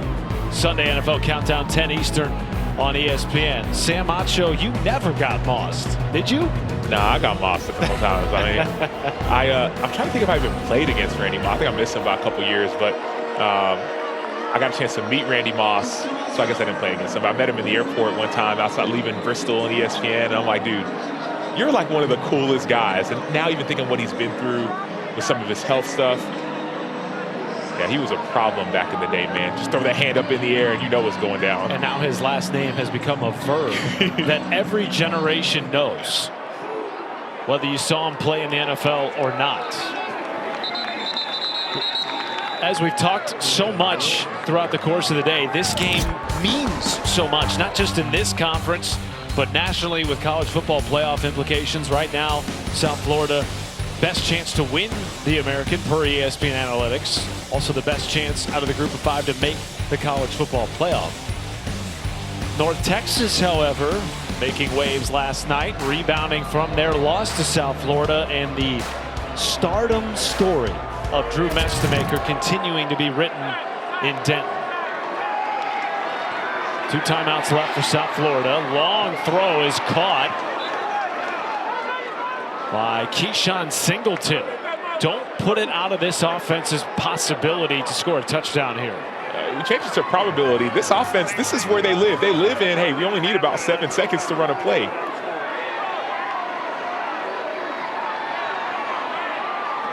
Underneath route was chopped down by Bracey, who's had an excellent first half in the secondary for Memphis. We talk a lot about the doubling up or the last 4 minutes of the first half, first 4 of the second half. But one way to erase all of that is for USF to go and score here. Even if it's 3 points, it's a field goal. It can suck all the momentum that Memphis thought they had going into halftime. Of one of the elite weapons in the kicking game in this country, with Nico Gramatica as their kicker. Some extra yardage there by Sam Franklin. 3rd down and a timeout taken by South Florida. Talk about a last name, man. I remember watching South Florida takes their 2nd charge timeout of the half. It's a 30-second timeout. I remember watching the Grammatica's kick when I was a little kid. You know, Martin Gramatica, you know, Tampa Bay and all these things. And now all of a sudden, that legacy is being continued. And he's holding up to it. Had a 52-yarder as a long. But Alex Golesh said he's comfortable at an end of half, end of game with a 55, 56-yarder. His career long is 58. It was his first field goal attempt in college last year. 2nd longest in program history behind his Uncle Bill. Let's go. So if you're on defense for Memphis, you're not fully thinking, okay, I got to know I'm protecting the 40-yard line, but you do know that you're protecting about 20 or so yards. This, first and foremost, it's 3rd down. You have to try and get off the field. But if they get a 1st down, Memphis has to think, hey, we're not protecting the end zone. I'm trying to protect a field goal. South Florida has converted 7 3rd downs in the game.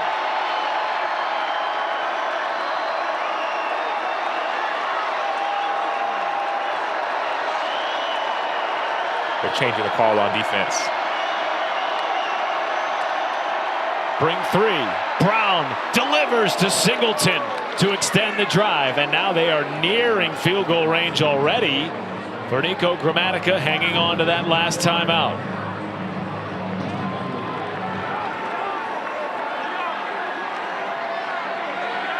Brown flushed and smartly floats it out of bounds. That'll stop the clock with 17 seconds remaining in the opening half. That was a next level play by Byron Brown. That's another safety or linebacker 2nd level blitz.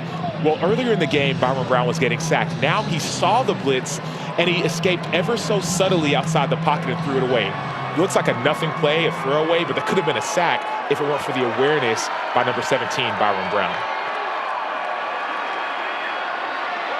Brown hit as he threw. It was in the general vicinity of Christian Neptune. Great pressure from the Will linebacker, Jaden Flaker. 2 options right here. 3rd down and 10. You don't need 10 if you're South Florida. You want to get 5 or 6 to make the field goal easier. Memphis, I think the only option is to pressure, because if they get 5 or 6, you think that's going to be points. Of course, you don't want to give up a touchdown, but if I'm Memphis, I bring the blitz and try to create a negative play to make it a harder field goal for Gramatica.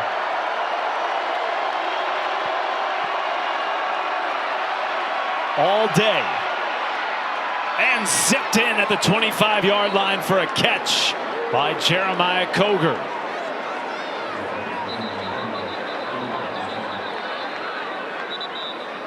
And now South Florida will burn their final timeout.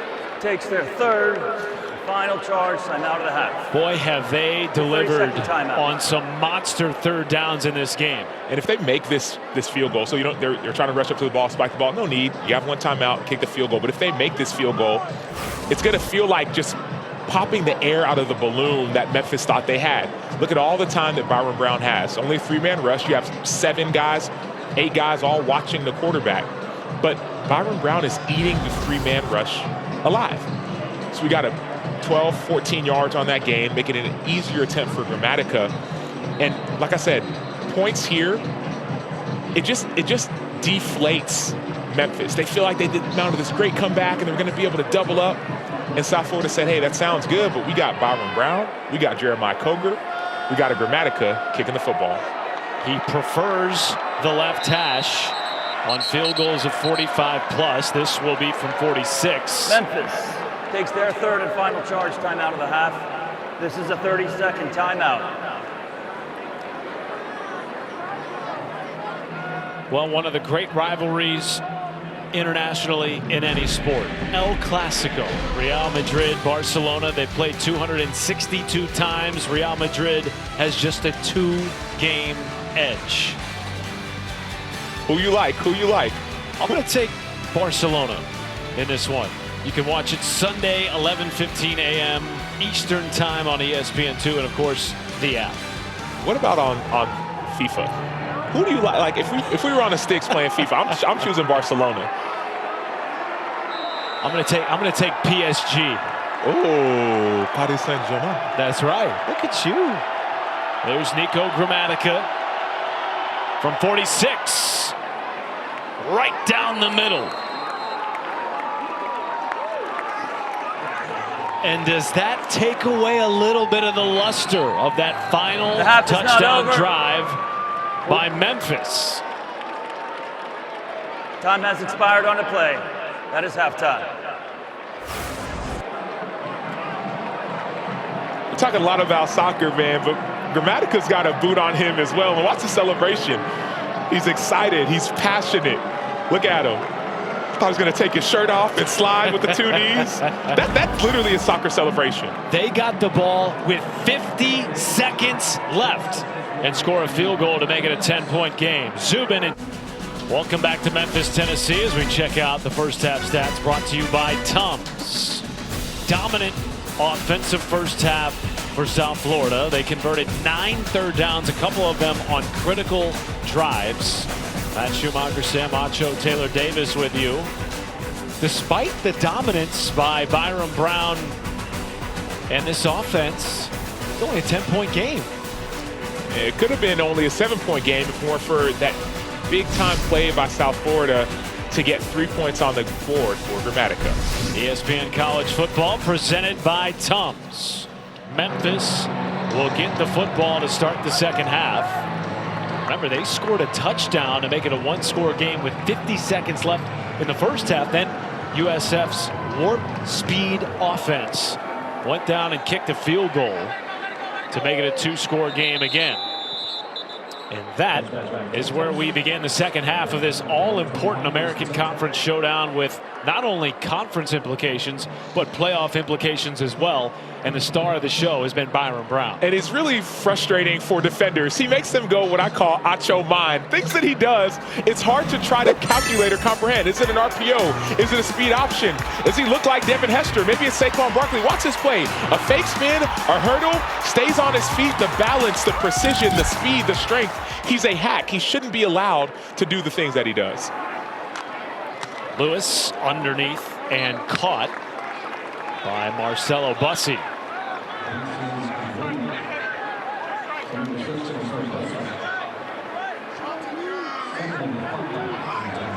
Can Brendan Lewis and this Memphis offense pick up where they left off the end of the first half?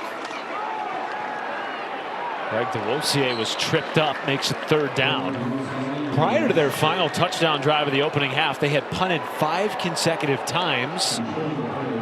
They scored on the opening drive of the game after an interception set them up at the 28-yard line of South Florida. So we haven't had to see them drive down the field and make scores consecutively in this game yet.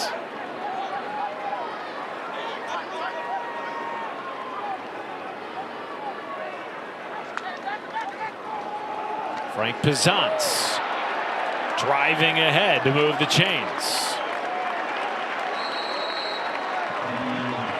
This first series of the first drive of the third quarter means everything for an offense and also a defense. Why? Because at halftime, you make these halftime adjustments. You give these halftime speeches, but it all sounds good until it's time to perform. That first down by Pazant can try to send a message for this Memphis team to say, hey, we got to go out here and score to get this back to a one-score game.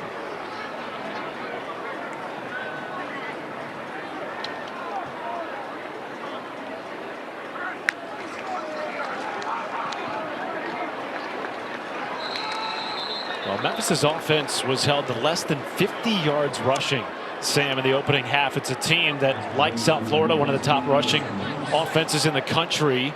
You got to think getting the run game involved is a big piece to their success in the second half. You got to give credit, though, to South Florida, who's one of the best teams when it comes to tackling people on their side of the line of scrimmage. South Florida brings so many different looks to a front, to an offensive line where you don't know where they're going to be. Are they going to be 3 down, 4 down, blitz? That's what makes it difficult. Long throw from Lewis, caught out across the 50. Spinning free is Cortez Braham Jr. and fought for extra yardage, gain of 14. What some of the adjustments that we have seen, though, is the ball's coming out a lot quicker now in this half.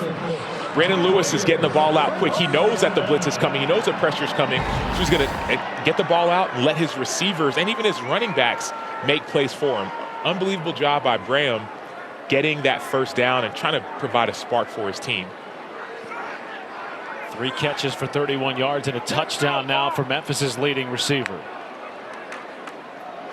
Lewis will keep as a blocker, upended, got across the 31-yard line.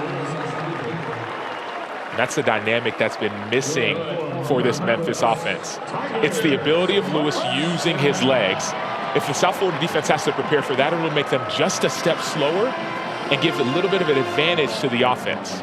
Didn't see much of it in the first quarter. Started to see them open it up a bit with the quarterback run in the second quarter. Remember, Lewis missed almost the entire second half last week at UAB with an ankle injury. 1st and 10. Play action. He is brought down from behind. Jonas DeClona, the Wisconsin transfer, coming in from the cornerback spot. That was a delayed cornerback blitz. Chris Adams, left tackle, he does his job. He doesn't see that blitz late. It's very difficult to see that blitz as an offensive lineman because it seemed a little like it was just a little bit delayed. Adams didn't see it. The quarterback didn't see it. No one saw it. So DeClona was able to get that tackle for loss, that sack. 3rd sack of the game for the Bulls defense. And now they move to that 3-down look. 8 guys who are up, so it makes it another adjustment for Memphis. Pressure off the edge. Duosier with 2 men to beat, slips past both, and then is dropped after a gain of a yard or 2. So we're seeing that pressure being put back on. Another cornerback blitz, didn't make it that time. So now Memphis, 3rd down and about 15 or so. It's hard to get the ball out quick when it's 3rd and 15. So maybe the adjustment for Memphis is to put more people in protection, have a tight end in protection, maybe keep a running back in protection. We call it 7-man protection. Only going to be a 3-man route, but it'll give you more time to get the ball out. Christian Ross is the tight end just off the formation. Memphis has converted just twice today on 3rd down. Needs 16. Lewis, long throw on the run and just overshot his intended target, Marcelo Bussi. Boy, it was there, but the window closed quickly. Well, the reason it was there is because there was that 7-man protection. Running back and tight end are in the block. And there was a little bit of a window, a little bit of an opening, but Bussi was unable to make the catch because the ball was about 2-3 yards over his head. They will try Gianni Spedic from 54. I like the decision. It seems a little bit risky, but in a 2-score game, this 55-yarder. It is good from Spedic. 2nd longest field goal of the season. And he makes it a 1-score game again in Memphis. Spedic hit 55. Looked like it could have been good for about 60. 1-score game, big-time play, Gianni Spedic. College Football presented by Tums. Ryan Silverfield's offense comes right down the field on the opening drive of the second half. Connects on a 55-yard field goal. They have been exceptional this year in the second half. Hoping for more of that today on homecoming. These teams won 10 games in a row in this building. And trying to avenge that loss in upset fashion last week on the road at UAB. They were 23.5-point favorites in that game. Taylor. Well, guys, I spoke with head coach Alex Golish at the half. He described Byron Brown's first half as elite. He said after that early interception, all he brought was poise and confidence. It's exactly what he wants to see in this second half. He also said the third down efficiency has been key for them, but Memphis's defense is dropping like crazy. He said we have to win in man coverage. He also said they've got to find ways to run the ball, which will be more difficult. Alvon Isaac is out for the second half, Matt. Wow, that is a blow. Thank you very much, Taylor. They will run here with Brown, who was excellent on the ground in the first half. That monster touchdown that we showed you earlier in our Acho Mind. Broke a tackle, hurdled a man. He's got that type of ability at the quarterback position.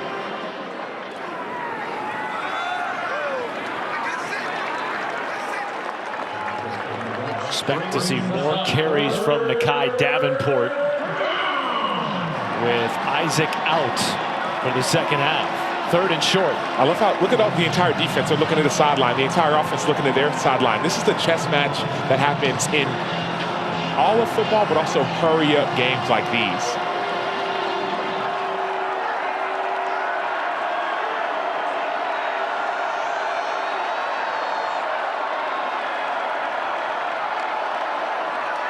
Pressure off the edge. Brown got rid of it. Underneath, Singleton makes a man miss and continues the drive. 10 third down conversions in the game for the Bulls offense. You saw more pressure that time from Memphis. They didn't sit back in 8-man drop and 3-man rush. They brought people off the edge, but Byron Brown was able to maneuver the pocket and find Singleton across.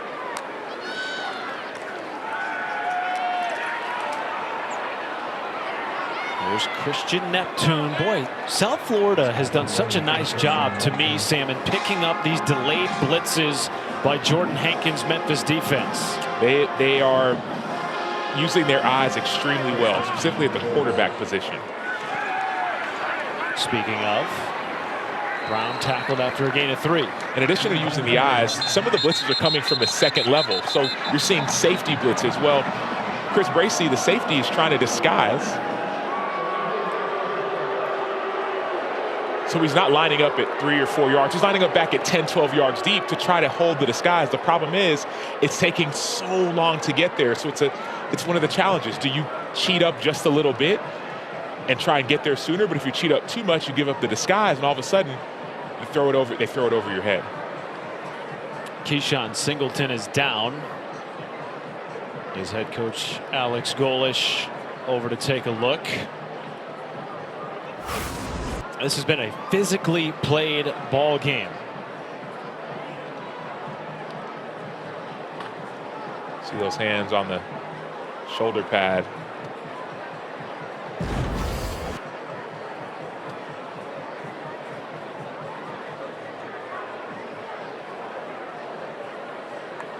Sits down so that our officiating crew can be alerted that he was banged up on the play.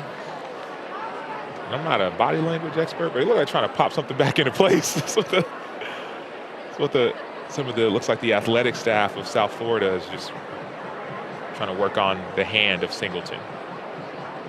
Well, this is a South Florida receiving core that's down Chaz Nimrod, their leading wide receiver. He's missing back-to-back games after an injury suffered against North Texas.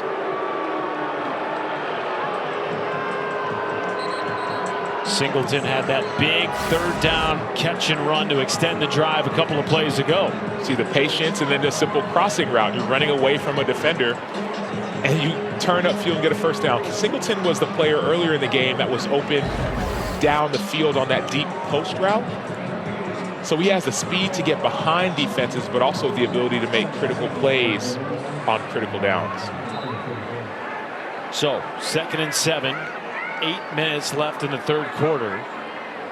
South Florida, winners of 4 in a row after their loss to a top 5 Miami team. Their offense has been exceptional during this win streak.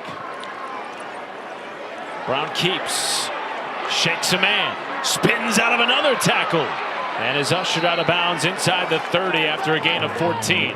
It shouldn't be fair what Byron Brown's able to do. This play was played perfectly. Everyone's in their position, but Byron Brown doesn't really care about your position. You'll slide off of him, he'll spin around you, and he'll still stay on his feet. 98 yards rushing for the South Florida quarterback. Takes a shot to the end zone. Lots of contact out wide. Koger got held up.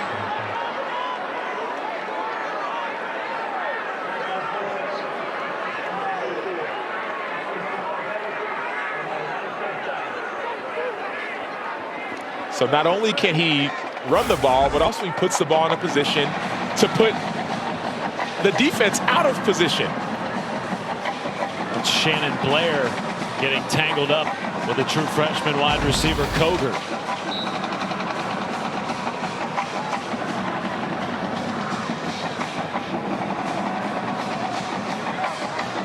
They have operated with such efficiency in the red zone this year. Frankly, both programs have. Top 25 red zone offenses. And they've been perfect today.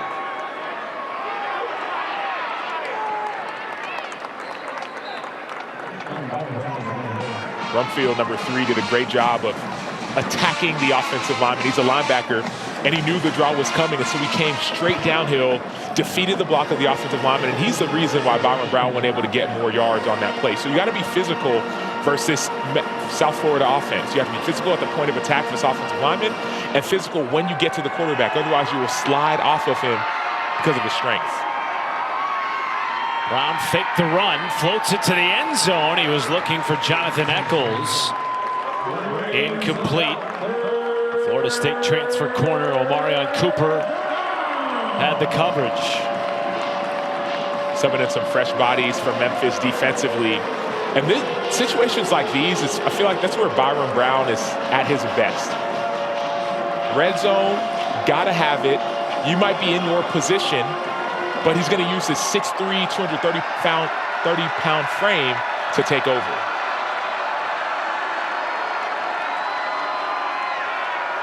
Brown felt the heat. Screen set up to Neptune. He is short of the line to gain, but awfully close. Is it go for it territory for Golesh? I don't think so. If I'm Alex Golesh, I kick the football. I extend my lead out of a 1-score game to a 2-score game. The reason why is that your offense, I think, has the opportunity to score quickly and score more.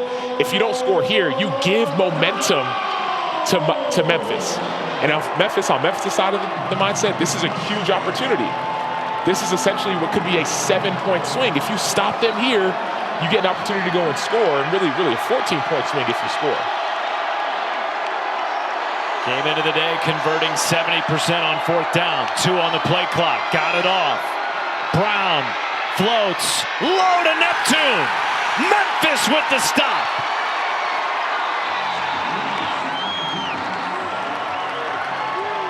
Jeremiah Jordan on the coverage, and the Tigers have a chance to tie the game when we come back in Memphis.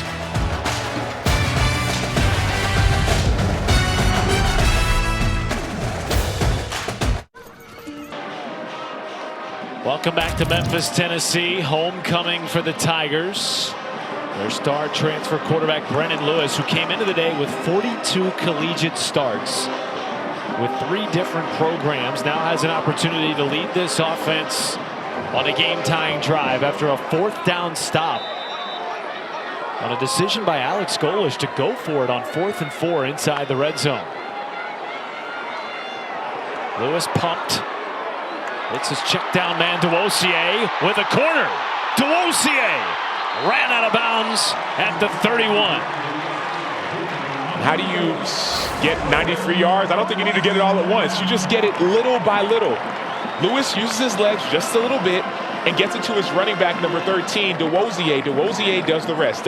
He's able to get the edge, not able to turn on the burners and score, but you don't need a score right now, just inch by inch by inch. Lewis with all day to throw. Everyone blanketed for now. Flag comes in behind the play. He's got blockers out across midfield. What will the flag do to that game? And it's coming back.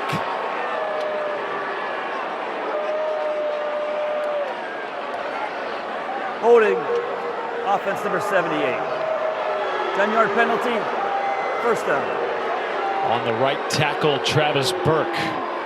So that ball was supposed to be gone early. That was a deep shot. And unfortunately for Memphis, the deep post wasn't open. So you see Brandon Lewis looking deep.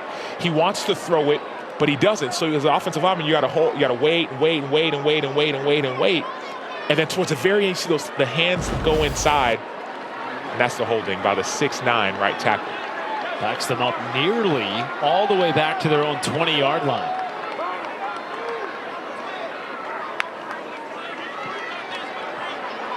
Again, swing it out to DeWozier. Can't spin free of Jonas Taclona. I'm so impressed, Matt, by the tackling of South Florida defensively. One of the reasons why Memphis is one of the best rushing teams is that they make people miss in space. And there's been very few missed tackles by South Florida defensively. There's been a couple, like one or two in the first quarter. They use the shoulder and they're able to bounce out, but that's been the difference. The tackling by South Florida.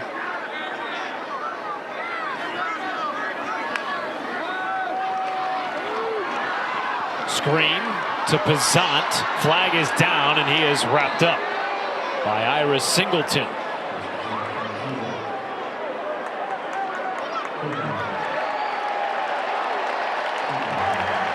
Personal foul, roughing the passer, defense number 0. 15-yard penalty, automatic, first down. Rare to see a mistake like that from Jarvis Lee, their starting nickel, who has really emerged as a leader in his 3rd year in the program. You see, he's frustrated with himself. It was a screen, and so as a blitzer, you're thinking, I'm going to get the quarterback. He's mine, I win. You see that contact looked like it was a little bit high to the head of the quarterback, and if there's contact high to the head of the quarterback or physical contact down below the knees, that's when that penalty can ensue. Results in a 1st and 10 for the Tigers.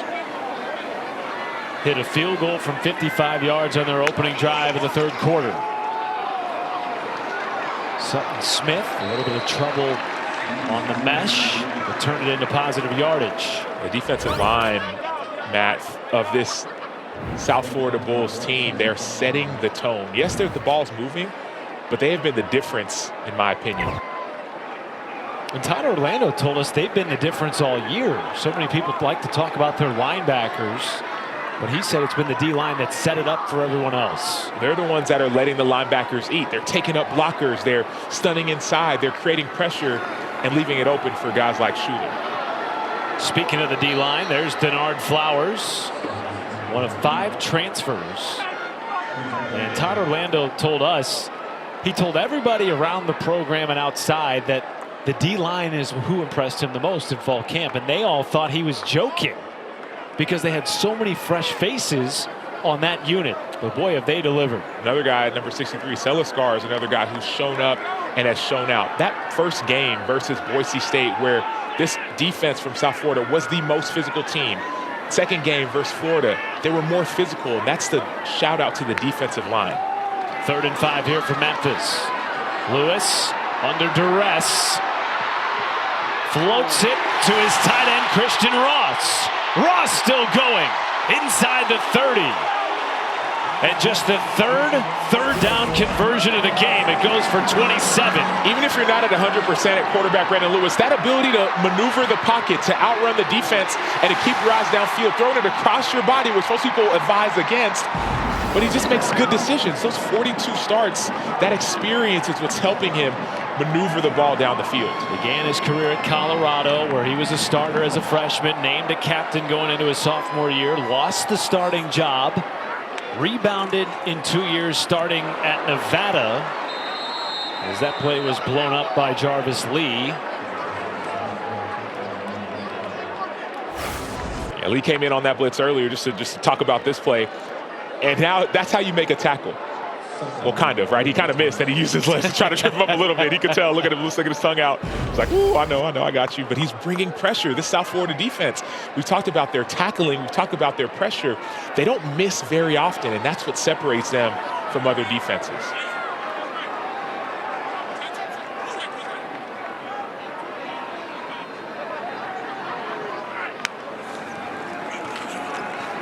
On 2nd and 14, underneath to Adcock. Lewis said he learned so much from that adversity of being a captain going into his sophomore year, losing the starting job, and then Sam going and playing for a team that didn't win a whole lot of games at Nevada in his 2 years as the starter. But he came here and the coaches were talking about how he wanted to lead and he was voted a captain, but he was kind of whispering to himself like, man, I wish that player would make a play and make the catch. He's like, no, tell them, hey, make that catch, run this route. And he's spoken up and led even more.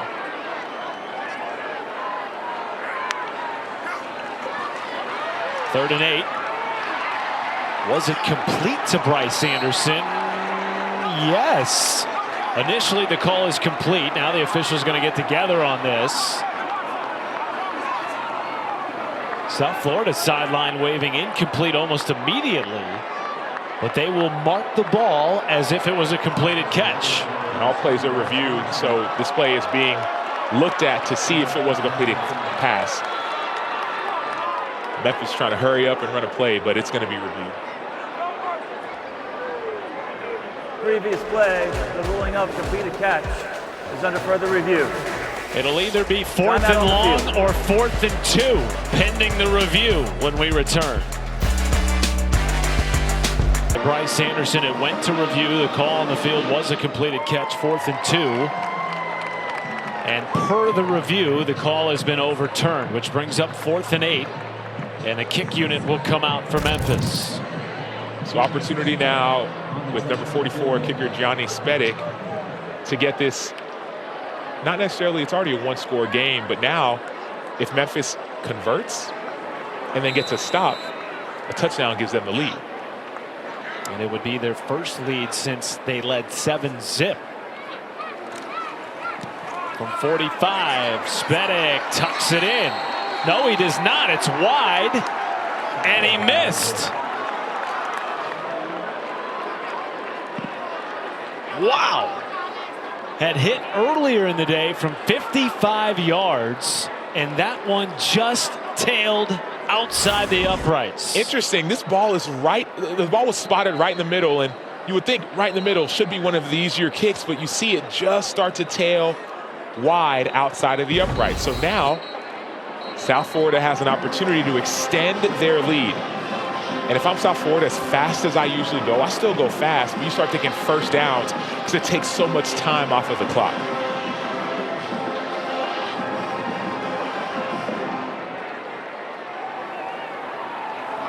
South Florida takes over with excellent starting field position. Here's Sam Franklin. Franklin in a foot race. Inside the 15, house call, 73 yards.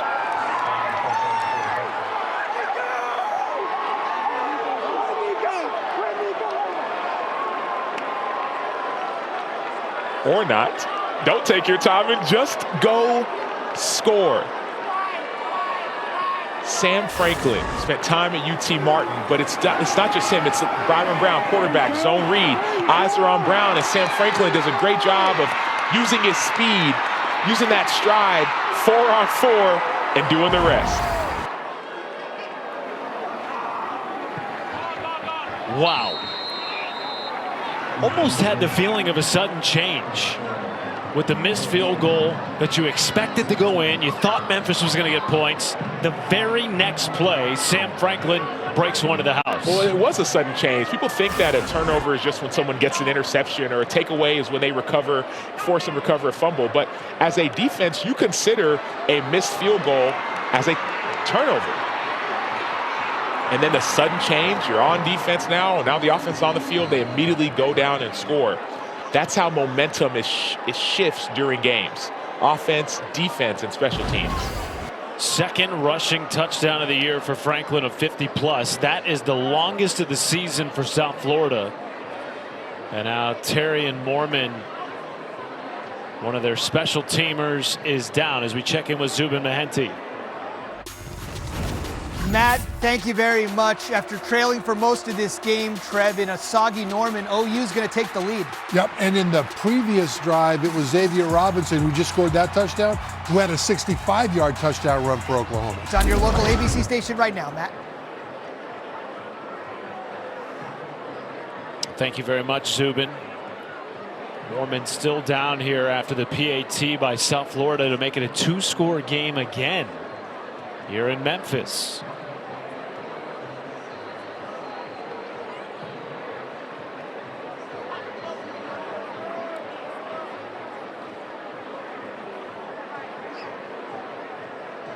And if you're Ryan Silverfield, what is going through your mind right now?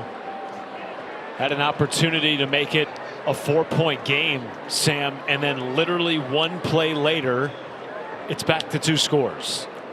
You're thinking, try to get your own sudden change. Maybe on the kickoff, you had a 99-yard kickoff return for a touchdown last week. You're thinking, man, if I could just get a return, if I could just have an explosive play, if I could just try to find a way. And then on the other side with South Florida, it seems like another injury, but the head coach, Alex Golish, is just still with his players. Well, the next stop on the F1 schedule is the Mexico City Grand Prix. The track is nearly 1.5 miles above sea level. Highest altitude course on the circuit. Tomorrow afternoon, 4 Eastern on ABC and the all-new ESPN app. And speaking of the course, not only is it 1.5 miles above sea level, look at all these crazy turns. I do not want to be in the car with Sam Acho driving on that track. Well, you take me, you have the look of a race car driver, right? I know you ran track in college, but you take me as a guy who could take a couple risks. What kind of numbers are you putting up if you're going around the track? I have the last name of a race car driver. Oh, Schumacher. Let's go. Is there any relation? No relation, and you would know that by watching me drive. My record is not spotless, Mr. Acho.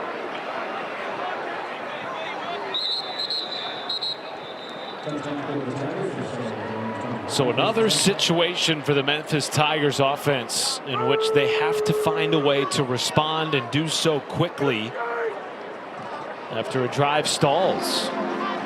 A drive that looked really good, and if it weren't for an overturned incompletion, they might have gone for it on 4th and 2 and their drive could still be going right now. As interesting as it is, we keep on saying, man, what does Memphis need to do to try and get it turned around? And South Florida's like, yeah, do all you want, but I'm going to bring pressure. I'm going to bring a blitz. I'm going to show you that our defense is one of the best in the nation. So that's what I'm seeing. I'm seeing it's almost like this heavyweight bout. One team battling, but another one saying, I don't care how hard you fight. I'll take those body blows, hit you with a knockout punch. Jamari Hawkins makes the catch, takes us to the end of the 3rd quarter. Heavyweight American Conference bout with CFP implications. Memphis Tigers trailing 31-17. Ryan Silverfield joins me now. Coach, a tough way to end the 3rd quarter. What are you emphasizing to your guys as they enter the 4th? Yeah, we got to execute better. We're not in the spots we need to be, offense or defensively. Clearly, some miscommunication on defense not being there, some missed tackles. Ultimately, it's leading to some explosive plays. Thanks for the time. Thank you. First play of the 4th quarter is a long throw and catch to Cortez Graham. And another one to move the chains for Memphis. We were talking about what does Memphis need to do when the running game hasn't really been effective. Maybe you go to some of the passing game, keep your running back in the block, and start targeting Graham more. Just 56 yards on the ground today for a Memphis team that came in top 20 in the nation in rushing. Speaking of, Brennan Lewis, who again came into the game with an injured ankle, suffered in the 2nd half against UAB. Another long run in the 2nd half. And that part of his game has to activate as well. I understand you're battling through an ankle injury, but game on the line, you got to start using your legs more. Play action. Bussey could not corral. Probably good he didn't, because it would have been a loss on the play. It's a real opportunity for this Memphis team to bounce back after they entered last week 6-0. Heavy favorites on the road at UAB. The favorite to win this conference, the favorite to make it out of this conference to the CFP. The loss to UAB changed all of that. But a huge opportunity here against a top 20 USF team that comes in 3-0 in league play this afternoon. 2nd and 10. Lewis had it batted down and nearly intercepted by Ira Singleton. Rico Watson with the swat. And it brings up 3rd and long. And what do we see from Florida State, or excuse me, South Florida? Another corner blitz. Number 3, the cornerback, Jonas DeClona. Another blitz. So they're bringing so much pressure to South Florida defense. They're not even giving Memphis an opportunity to get their feet settled. Just 3 third down conversions in the game. 1 on the last drive. Here's Hawkins, has enough to convert and more. Inside the 25 as he fought through tacklers. Gains 18. So if you know pressure's coming, how do you respond to it? You attack the blitz. There was another pressure from that right side. You throw right where they left. That's the answer to teams that love to try to bring pressure. They blitz you, okay, I'm going to go to the zone that you vacated. I'm going to throw it right over your head and get that first down. Rico Watson is the defender down. Had that tip ball on the last play before the 3rd down conversion.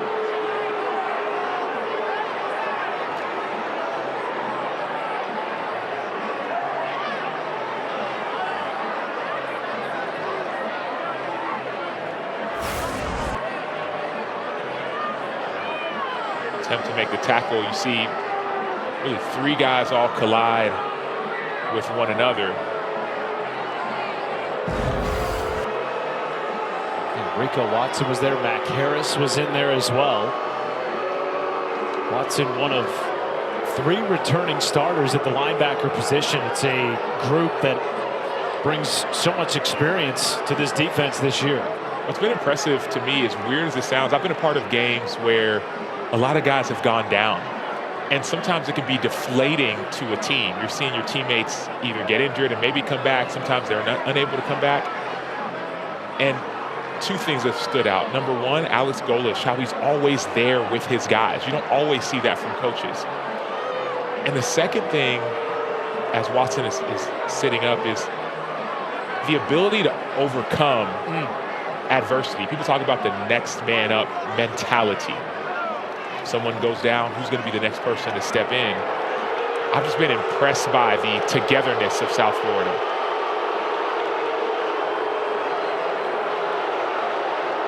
Well, Memphis's last drive resulted in a missed field goal, just barely outside the left hash.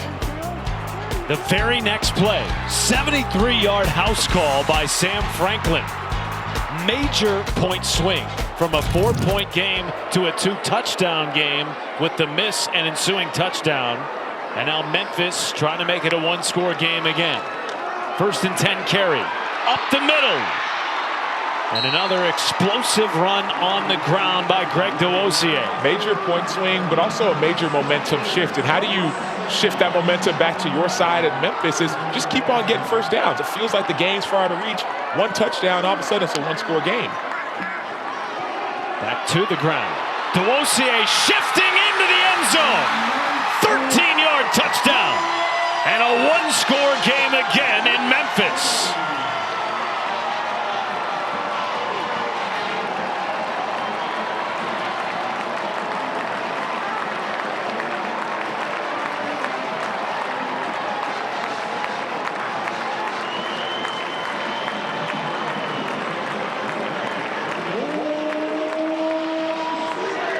Like they're on the field going for the 2-point conversion. That crossed my mind in a situation like this. And I still don't understand the analytics behind why people go for 2. I get it. You go for 2 and now you score, and all of a sudden you can win the game. I like the decision, but I need to get in the coach's mind of saying, okay, why do you go for 2 in a situation like this?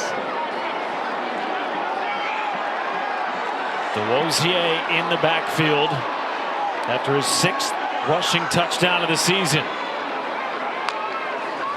Pressure. Lewis. Incomplete. Almost intercepted. And the 2-point gamble does not pay off for Ryan Silverfield. Greg DeWosier, number 13, with a 13-yard touchdown, with the vision, the patience, the balance, the speed, the end zone, 1-score game. Comes fast heartburn relief, so you can love food back.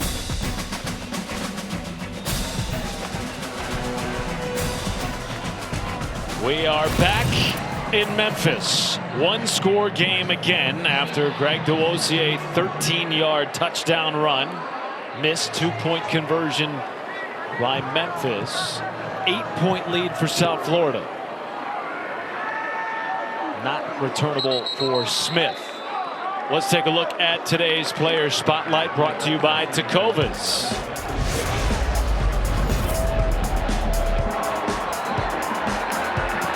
Byram Brown. Another video game-like afternoon here in Memphis. You can do it all. Over 200 passing yards, over 100 rushing yards. He looks like he's going to spin. He's going to hurdle over you. This is the 5th straight game that South Florida has rushed for over 250 yards, and Brown's a huge piece of that as he continues adding to his numbers. Taylor. Guys, I straight up asked him this week, why did you choose to stay at South Florida? A lot of Power 4 schools that were interested in his skill set. He told me point blank, it's because of Alex Golesh. He said he had trust in me. He's continued to have trust in me even through the injury. And I felt we had all the pieces here to go the distance. It's truly showcased in how involved he is on this sideline. The guys rally around him. He really galvanizes the team, and really impressive the loyalty he has to his head coach. Low snap, fields it, hangs in the pocket, delivers a completed catch by Jeremiah Coger. Despite the defender draped on him, it was Shannon Blair, and a gain of 15. I'm still amazed by that catch by Coger. One-handed over a defender, not just one foot, get both feet down. Brown pulls it out, brought down by Brumfield. Back to Taylor's point. The relationship between head coach and quarterback in this particular instance, Golesh and Brown, even tighter than one may think. Brown had just 3 Division I football offers. One of them was South Florida, and it was to come here in Golesh's first year, trying to turn the program around after just 1 win the year before his arrival. And I love that story because you only have 3 offers, and all of a sudden you turn into this superhero, and everyone's offering you, and the coach says, not even says, you don't have to say anything, there's a relationship. But you want to talk about relationship, it's 3rd down, you got to perform, right? 3rd and 9, still a 1-score game, you're 10 of 14 on 3rd down. He's used his arm a lot more on 3rd down. I expect a little bit more of that, and I expect Memphis, at least it looks like, they're going to bring the house.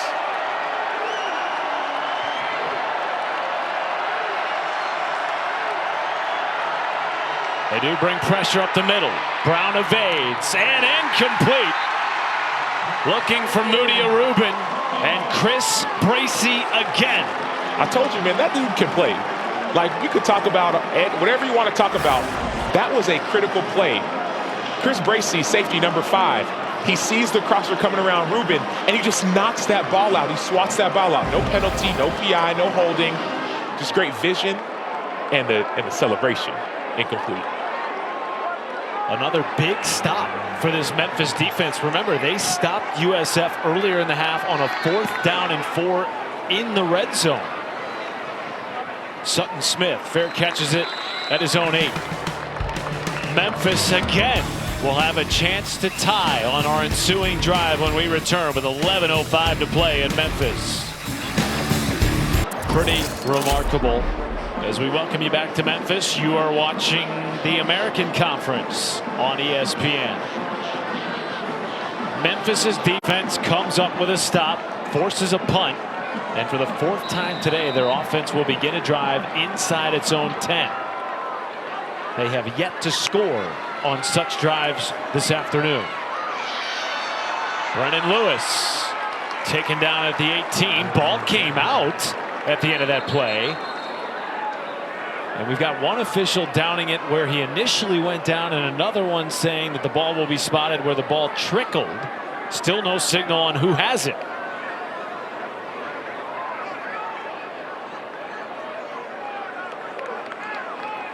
Memphis football. That second piece of this game for Memphis is the quarterback run, and Brendan Lewis knees down before that ball is punched out. But man, whether it's South Florida or Memphis, they have a knack for attacking the football. So yes, knee down, obvious, but ball protection is going to be integral in this 4th quarter. Interesting not to review the spot there. 3 extra yards for Memphis, would have been down at the 18, instead ball at the 21. Lewis will use his legs to get out of bounds at the 29. And you saw again a defender attacking the football of quarterback Brendan Lewis. So as methodical as Memphis wants to be, and they've scored on 3 of their last 4 drives, they've been effective. 3 of the last 4 drives they scored. They missed a field goal. That was the only miss. As methodical as they want to be, they have to still protect the football because South Florida is hunting for the rock. Still no turnovers in the game for the Tigers against the top turnover defense in the nation. South Florida has turned it over at least once in 15 consecutive games.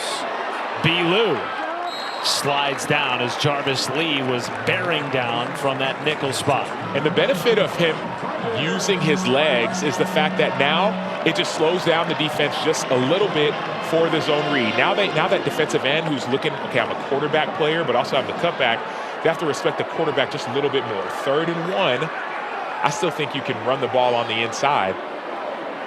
You don't have to pass it here.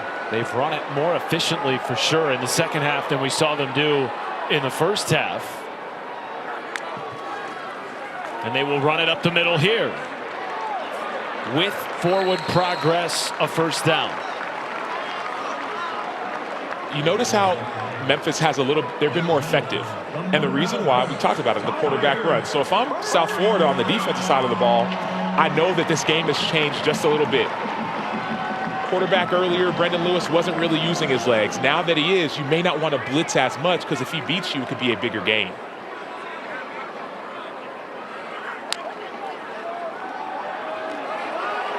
Lewis takes a shot here, has a man open over the middle. It's caught. Jamari Hawkins inside the 15.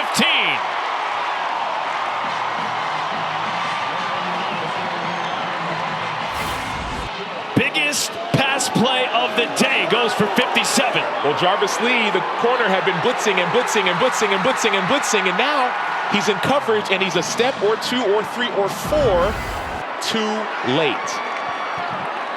1st and 10. Dozier stepped up at the 10-yard line. That's that benefit, and Hawkins has the speed to be able to get by the defense. But that's the benefit of the run game. People say that the run sets up the pass. What do you mean by that? That's what it means.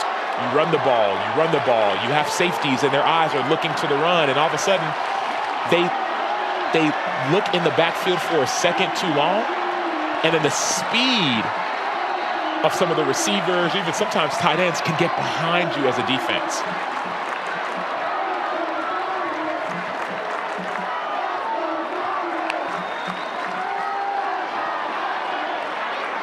Lewis looking end zone, floats it away. Jamari Hawkins, their number 2 wide receiver, Tim Cramsey told us, had every opportunity to leave in the last offseason.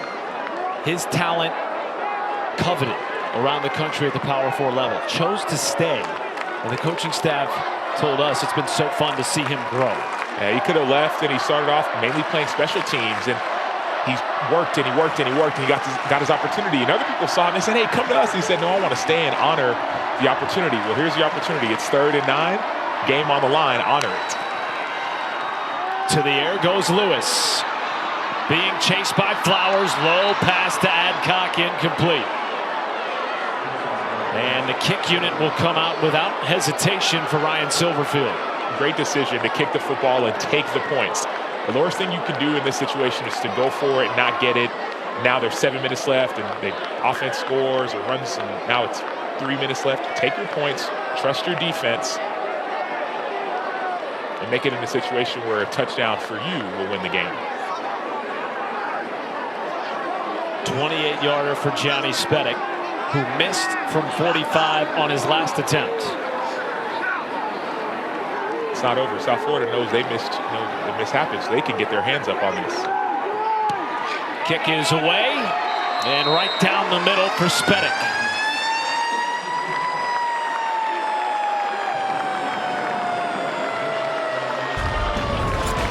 Run, run, run, run, run. Throw it right over your head. The speed of Hawkins with a big-time gain.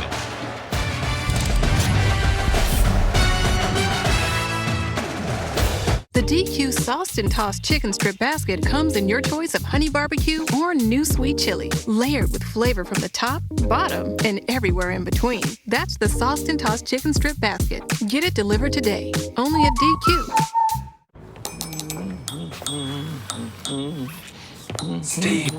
Steve. Shh, John, they say with Lavazza, you'll become a maestro. Yeah, maestro of coffee. So it has nothing to do with music? It does not. Just coffee. Coffee. Shall I go again? Please don't. Enjoy the pleasure of a masterfully crafted coffee and feel like an Italian barista at home. Just don't do it. Discover Lavazza blends now. I need that one. That is... What a game this afternoon in Memphis. It has lived up to the billing. Two programs coming in with legit college football playoff hopes. Two teams with paths to the conference title game. Byron Brown yet again has dazzled this afternoon. 2 touchdown passes and a rushing TD to boot. His team leads by 5 with 7:08 to play in the 4th. Jaquan Smith will fair catch it. Big slate of games still to come. 3:30 Eastern on ABC, the all-new ESPN app. 4th-ranked Bama squaring off against South Carolina. Is that a trap game for the Tide? Then tonight, Death Valley on a Saturday night. Say less. Top 20 showdown between Texas A&M and LSU. And the Aggies, Sam, enter the game 7-0 for the first time since the mid-90s. Still a tough schedule for A&M after this one. Missouri, Texas, the end of the season. What a throw and catch to Singleton. Brown on the run. Double-digit gain moves the chains. That was a confident throw.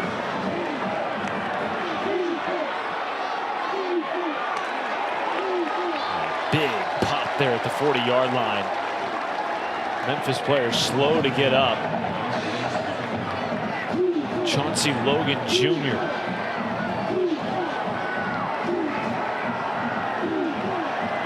Over 300 total yards in the game for Byron Brown.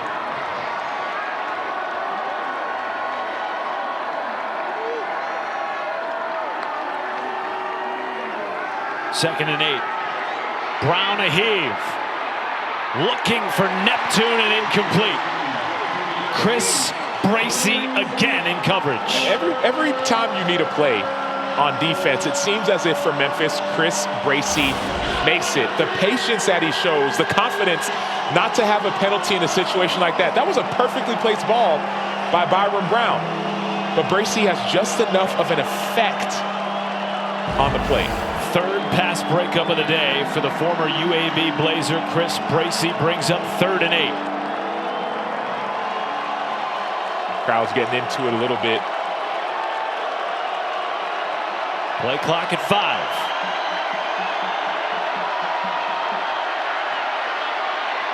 Brown buying time. Turns the corner and has enough for the first down. It appears. You see what I'm saying about like thinking that you have an angle? Like if I'm the linebacker in that position, Drew Watts, the Sam linebacker, I thought I had the angle, but. Well, that was 4th down.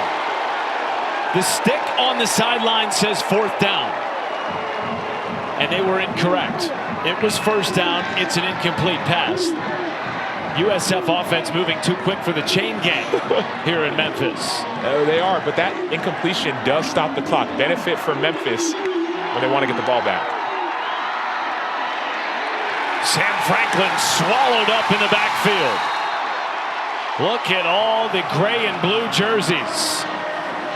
So number 1, you lose your angle, but number 2, you get that stop. And number 3, you see Sam Brumfield, number 3, runs over the interior offensive lineman. We talk about the physicality, but if you're Memphis, this is 3rd down. It feels like the game's on the line. You need a stop. Will you bring pressure, or will you sit back in a 3-man rush and let Byron Brown do what Byron Brown does and slice and dice? Need to get to about the 41-yard line to extend the drive. Pressure comes, and it's batted down. Tiger defense stands tall. William Whitlow Jr. with the swat. William Whitlow Jr., one of the leaders of this defense, leader of the team, went down with injury earlier, came back. It's a screen. He knows it's a screen, but all his momentum is already going forward. He doesn't retrace. He just gets his hands up and matches the quarterback's hand. Whitlow is the lone returning starter from this team on defense last season. He's a leader, and leaders make plays when you need it the most. And he went down in the first half with injury. Taylor Davis reported that he was back on the sideline but limping around. First big play we have seen from him since he exited the game. And a shanked punt goes out of bounds by Chase Leon at about the 27, 28. No, they're going to say the 30-yard line is where Memphis will start with the football after a 23-yard punt. And crazy as it sounds, that's a great field position for Memphis. There's been 4 times that Memphis has started this game inside their own 10-yard line. They are 20 yards ahead of where they started last time. Different situation. It's not a field goal situation. You think you need a touchdown unless you get in range quickly. So Memphis is at an advantage right now.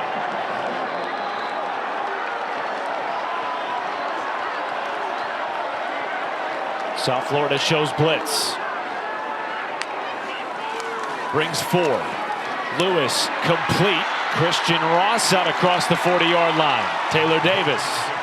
Sam, I know you always love talking about the sideline demeanor. I have been so impressed down here on the Memphis sideline, considering the way the 3rd quarter ended and the fact that there are 78 transfers on this team.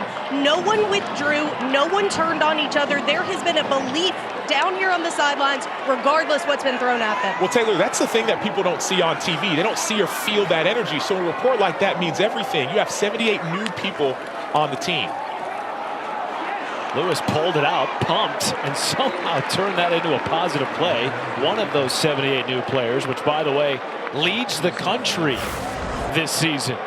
I love the play by Brendan Lewis. If he gives this ball, that's a tackle for loss, and that's going to be a negative play, but instead he keeps it, doesn't fumble, right? He takes the ball out of the mesh point and gets positive yards. 2nd and 8. Lewis backed up, buys time, throws a dart to Matt Adcock, and it is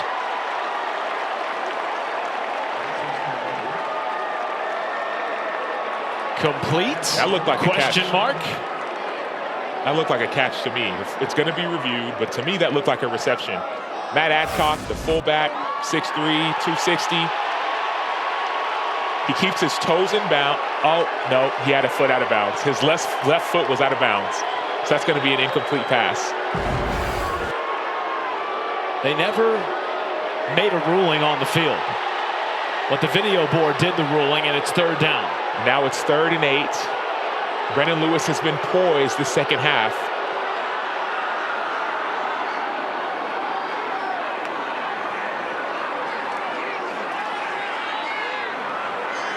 Lewis dancing way back inside his own 30 and has to flip it out of bounds. What do? You punt or do you go for it? I punt. And let your defense get a stop. And let my defense get a stop. I punt the ball because I've got 3 timeouts. There's enough to, and the 2-minute timeout. And also it's 4th and 8. If I don't get it, now all of a sudden, South Florida's already close to field goal range. And that to me makes it too difficult. So I punt, but they're going for it. Let's see how they try to handle it. Lining up to go for it anyway. And they do on 4th and 8. Lewis floats, caught, first down and more. Greg DeWosier Jr., who has become the big play target for Memphis this afternoon. The effect of the quarterback. Brendan Lewis has been using his legs. So number 24 inside linebacker Schuler, his eyes are on the quarterback. He's supposed to be on the running back, DeWosier. But instead, he has a missed assignment, a busted assignment, and the trust between DeWosier and Lewis pays off. Nearing 100 all-purpose yards. Would it hurt if I screamed into that? Ball at midfield.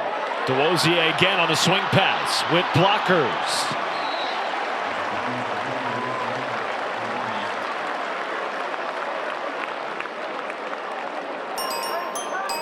Five-point game. Touchdown gives you the lead. Field goal does not help you. Memphis has had so much comfort this series. South Florida on their side, I think you need to bring some more pressure. Get Lewis less comfortable and create some negativity on their side. Clock continuing to churn, under 2:50 to go. And movement up front.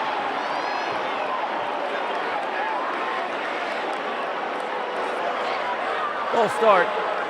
Offense 61. 5-yard penalty. Second down. Second false start this afternoon on the veteran left tackle Chris Adams. And just going back to earlier in the game, remember, Matt, South Florida had the ball in the red zone inside the 10-yard line on 4th down. They could have kicked a field goal. They didn't. Those 3 points could loom large in a situation like this. It's a 5-point game. A touchdown for Memphis gives them the lead, not a tie.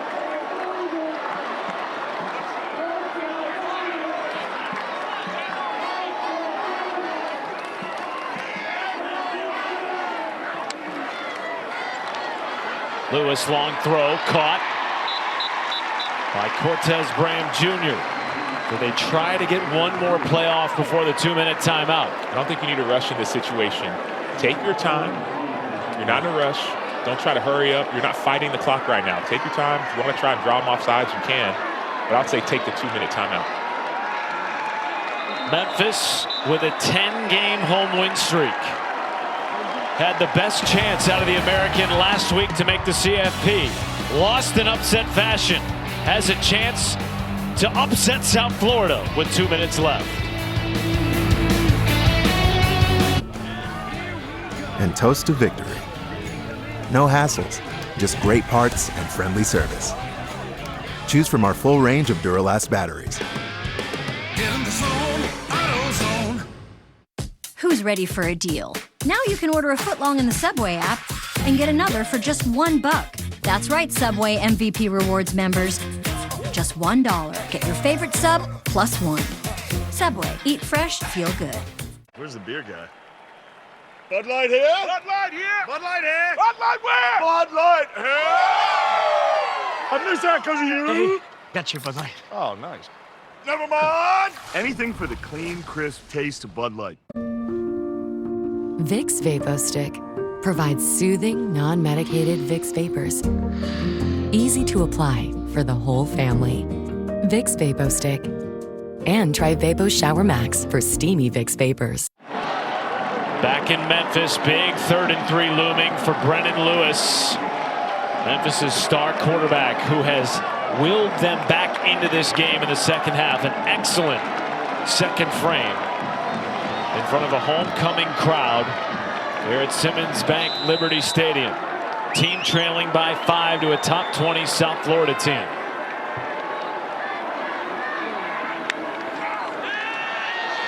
Lewis under pressure delivers a completed pass. Cortez Braham Jr. for 18 and a first down. They're attacking. Memphis is attacking exactly where the blitz is coming from. South Florida is bringing pressure over and over and over again. And all the second half, you see it. The corner blitz, and then boom, you just attack it. Great job by Braham getting out of bounds. Now is when you slow it all the way down. Take your time if you're Memphis. Still want to score, but not so fast. Four-man rush.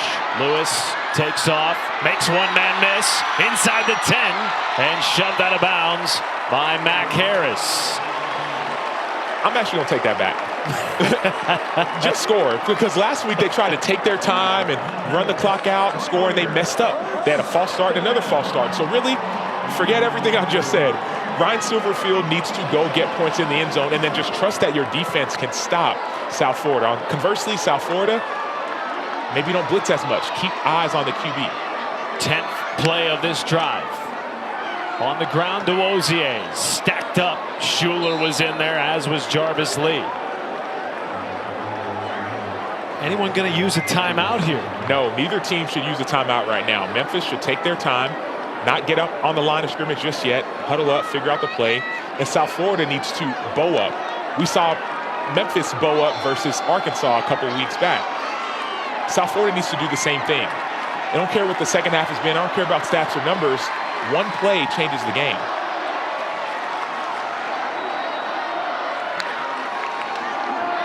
Lewis, end zone, it is caught. Inbounds, yes or no? Yes, it's a touchdown. Cortez Braham Jr. gives Memphis the lead.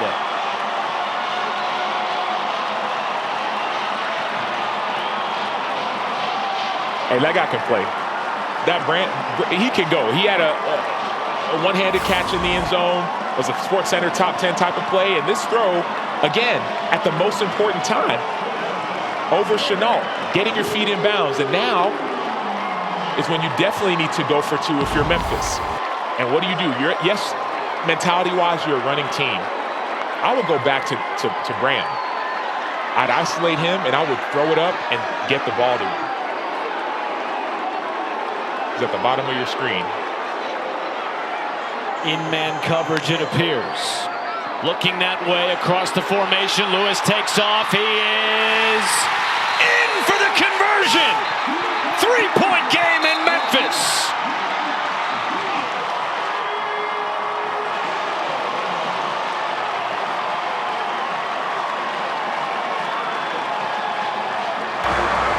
Willing on the field. The runner extended the ball across the goal line before touching the ground. This is what experience does for you. There's no That hesitation. play is under further review. The strength we talked about. The savvy we talked about. Now let's talk about the ball. Ball's extended. Knee does not look down. That to me looks like a clear 2-point conversion for Brendan Lewis. Looks a little bit close when that knee is down. Knee is down. They called the 2-point conversion was called good. So what you're looking for at home is it has to be indisputable evidence that that ball did not cross the plane. That knee's down there. I don't know if that's indisputable. That's what you're looking for at home. That's what they're looking back at to see if it's indisputable that any part of that ball did not cross that front part of the end zone. Isn't it fitting that the two biggest plays on that drive, the touchdown catch and the 2-point conversion, came by best friends? Cortez Braham, Brendan Lewis played last year together in Nevada. It was Braham's best season of his career. It was Lewis's best season of his career.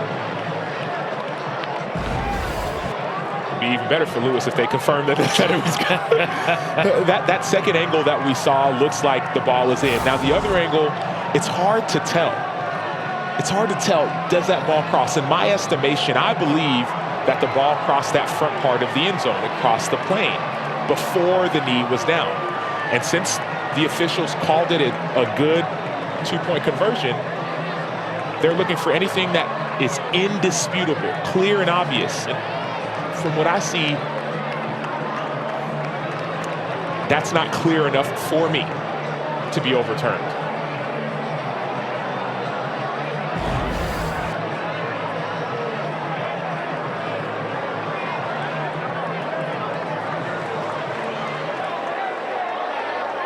look at it by Mark Larson. After further review, the ruling on the field is upheld. The two-point conversion is good.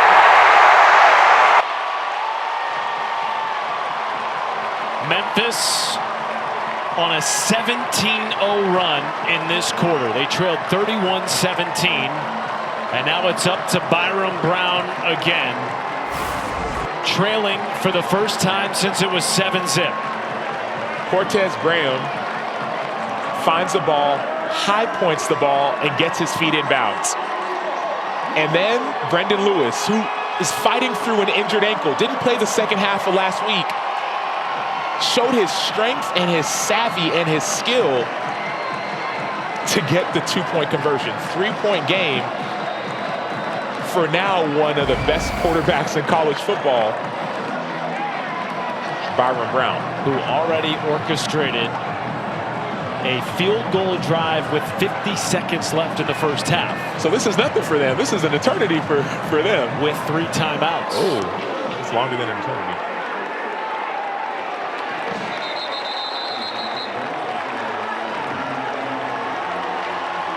How do you play this with 3 timeouts and 67 seconds remaining if you're South Florida? Well, so let's start here. South Florida was dominating the whole first half. They couldn't be stopped. And then the second half, finally, Memphis has turned it on. But Byram Brown has looked like a superhero all game long. He's made big-time plays in this game. They go fast. Let's see how fast that South Florida will go. A deep breath from the starting quarterback. His first pass is caught by Mudia Rubin. They will give him forward progress, gain of about 2 as the clock continues to turn. So that tackle is going to force South Florida to use one of their timeouts. South Florida takes their first charge time out of the half. This is a 30-second timeout. Well, here's our Week 8 Monday Night Football matchup. Jaden Daniels and the Commanders will be in Kansas City, squaring off against the resurgent Patrick Mahomes and the Chiefs. 8 Eastern on ABC, ESPN, and of course the all-new ESPN app. Imagine if Byram Brown had all the targets that Patrick Mahomes has. They get them all back, and now they become even more dangerous. Certainly, this South Florida offense has been incredibly dangerous. 2 ranked wins in back-to-back games for the first time all year. That came earlier this season against Boise State and Florida. They've ripped off 4 wins in a row since their loss to Miami, and the offense has been the best in the nation. 2nd and 8. Brown with all day. Over the middle, incomplete, but a flag is down at midfield.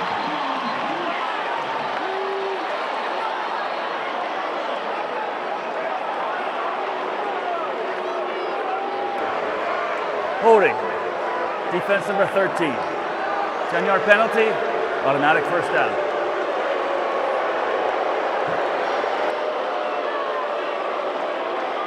.49 seconds left. 2 timeouts for South Florida. Trying to move to 4-0 in league play for just the 2nd time ever in program history. And Memphis is a team that had won 10 straight games and lost last week to UAB. In the red zone, they just scored, and now their defense that has been trying to contain Brown is bringing pressure. Here they come. Brown evading the blitz.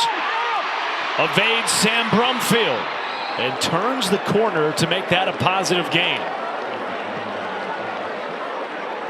2nd or 3rd, or maybe even the 4th time we've seen Byram Brown use his legs to erase an angle. But at this point, it's 2nd and 4, but the clock starts to become a little bit of an issue. You're only playing for a field goal if you're South Florida. That means Memphis is trying to defend right around the 40-yard line. Those 2 timeouts for South Florida are critical. You can throw the ball anywhere you want on the field, or you can also run it with Byram Brown if nothing's open.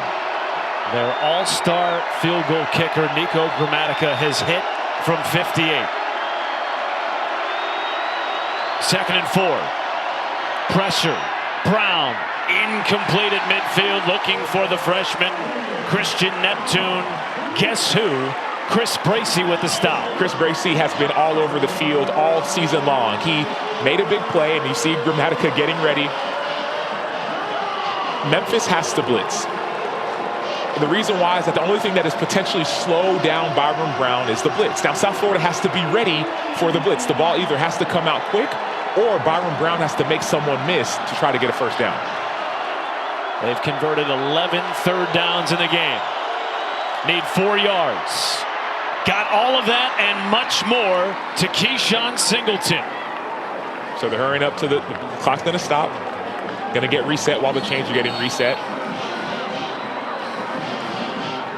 And interesting to see South Florida use their second timeout here. Interesting. South Florida takes their second charge timeout at the half. It's a good decision. You don't want to rush. Timeout. You don't want to rush too much. You want to make sure that everyone understands the situation. And here's the situation. South Florida needs about 3 yards to get a field goal that they'd be comfortable with. I'm sure they'd be comfortable with Gramatica from here if the game's on the line, but the game's not on the line just yet. The second situation is Memphis knows that they want to get South Florida going backwards. So that's why I think you blitz in a situation like this. Now, the third situation is that guy on your screen, number 17, Byron Brown. He's been one of the best players in college football all season long. So the ball has to stay in his hands, and Memphis has to know that he's going to be the one to try to make the play.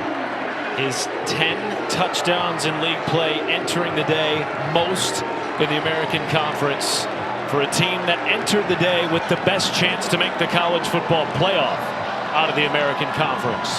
Over 40% per ESPN analytics. Memphis trying to flip that 1 week after their upset loss on the road at UAB. 32 seconds left, 1 timeout for South Florida. Brown underneath, caught inside field goal territory by Singleton. You got to hurry up to the line right now. You want to save that last timeout for your kicker. Warp speed, blitz comes. Brown got rid of it, caught again by Singleton. And he's hammered down inside the 25. Clock stops, it's going to get reset. I would spike it and then try to run one play. 5 catches for 70 yards for Keyshawn Singleton in this game. So here's the situation. I've been saying field goal, field goal, field goal. Sure, field goal ties it. But right now you're at the 24-yard line. Take 1 shot to the end zone. Maybe it's to your true freshman number 16, Jeremiah Coger. Maybe it's to Singleton. Take 1 shot to the end zone, see if you can win it. And if not, kick the field goal. Memphis has to know that. So Memphis isn't protecting 2, 4, 5 yards. They should be protecting the end zone. They feel like the field goal would be good from here. 10 seconds to play.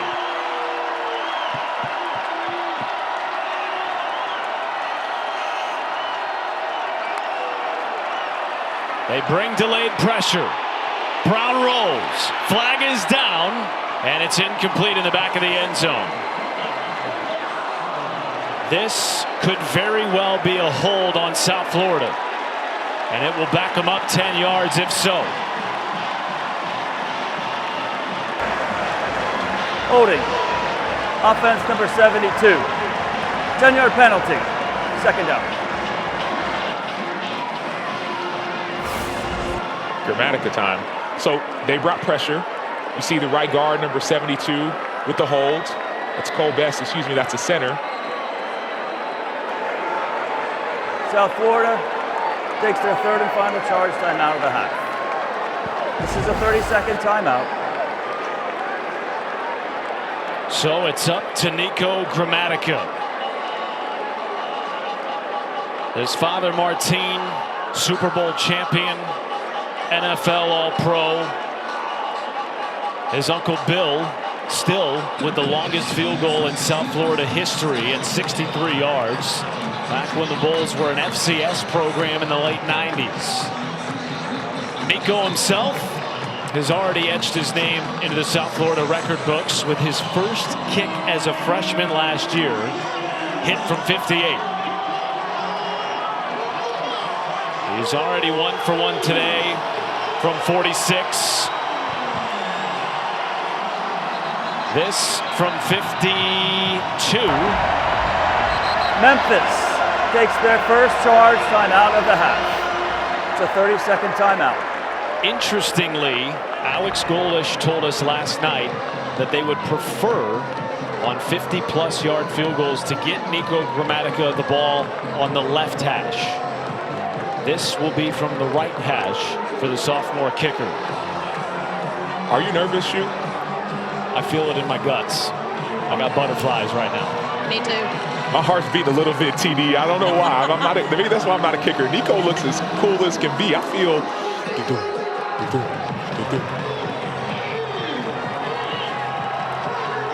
A reminder coming up at the top of the hour right here on ESPN2, Cincinnati in Baylor. Homecoming at Nippert Stadium.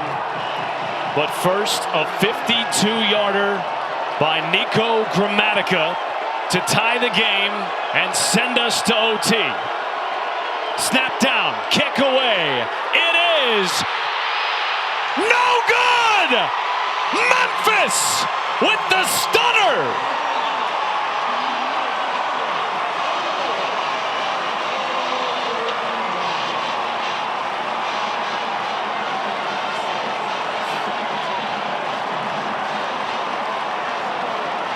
The Tigers scored 17 unanswered to hand South Florida its first conference loss.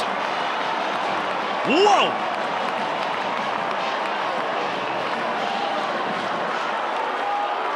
We talked about in the beginning of the show how this felt like it could be a playoff game. The snap was low. We'll start there. There's a low snap. And Nico Gramatica kicks it wide. Remember, South Florida had an opportunity to kick a field goal in the fourth quarter from inside the 10-yard line. They declined. And now all of a sudden, the opportunity for a college football playoff spot is looking clear as day for Memphis.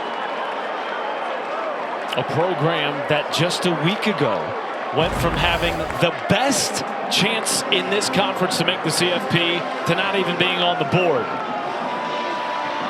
Taylor Davis, they found a way this afternoon to knock off number 18.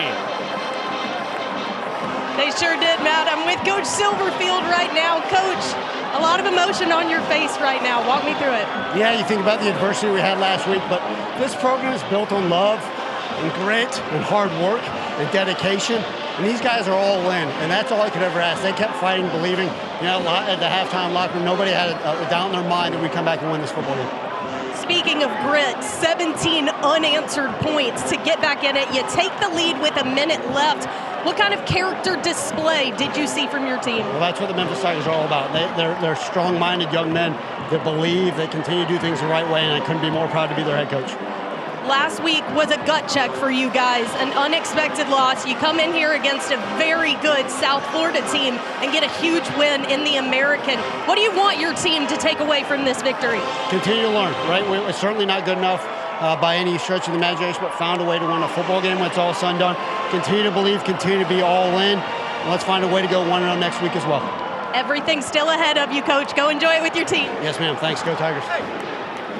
Taylor, this had the feeling of a college football playoff type of game. Two one-loss teams coming in, both with CFP chances. Sam Memphis scores the final 17 points of the game to knock off a top 20 USF.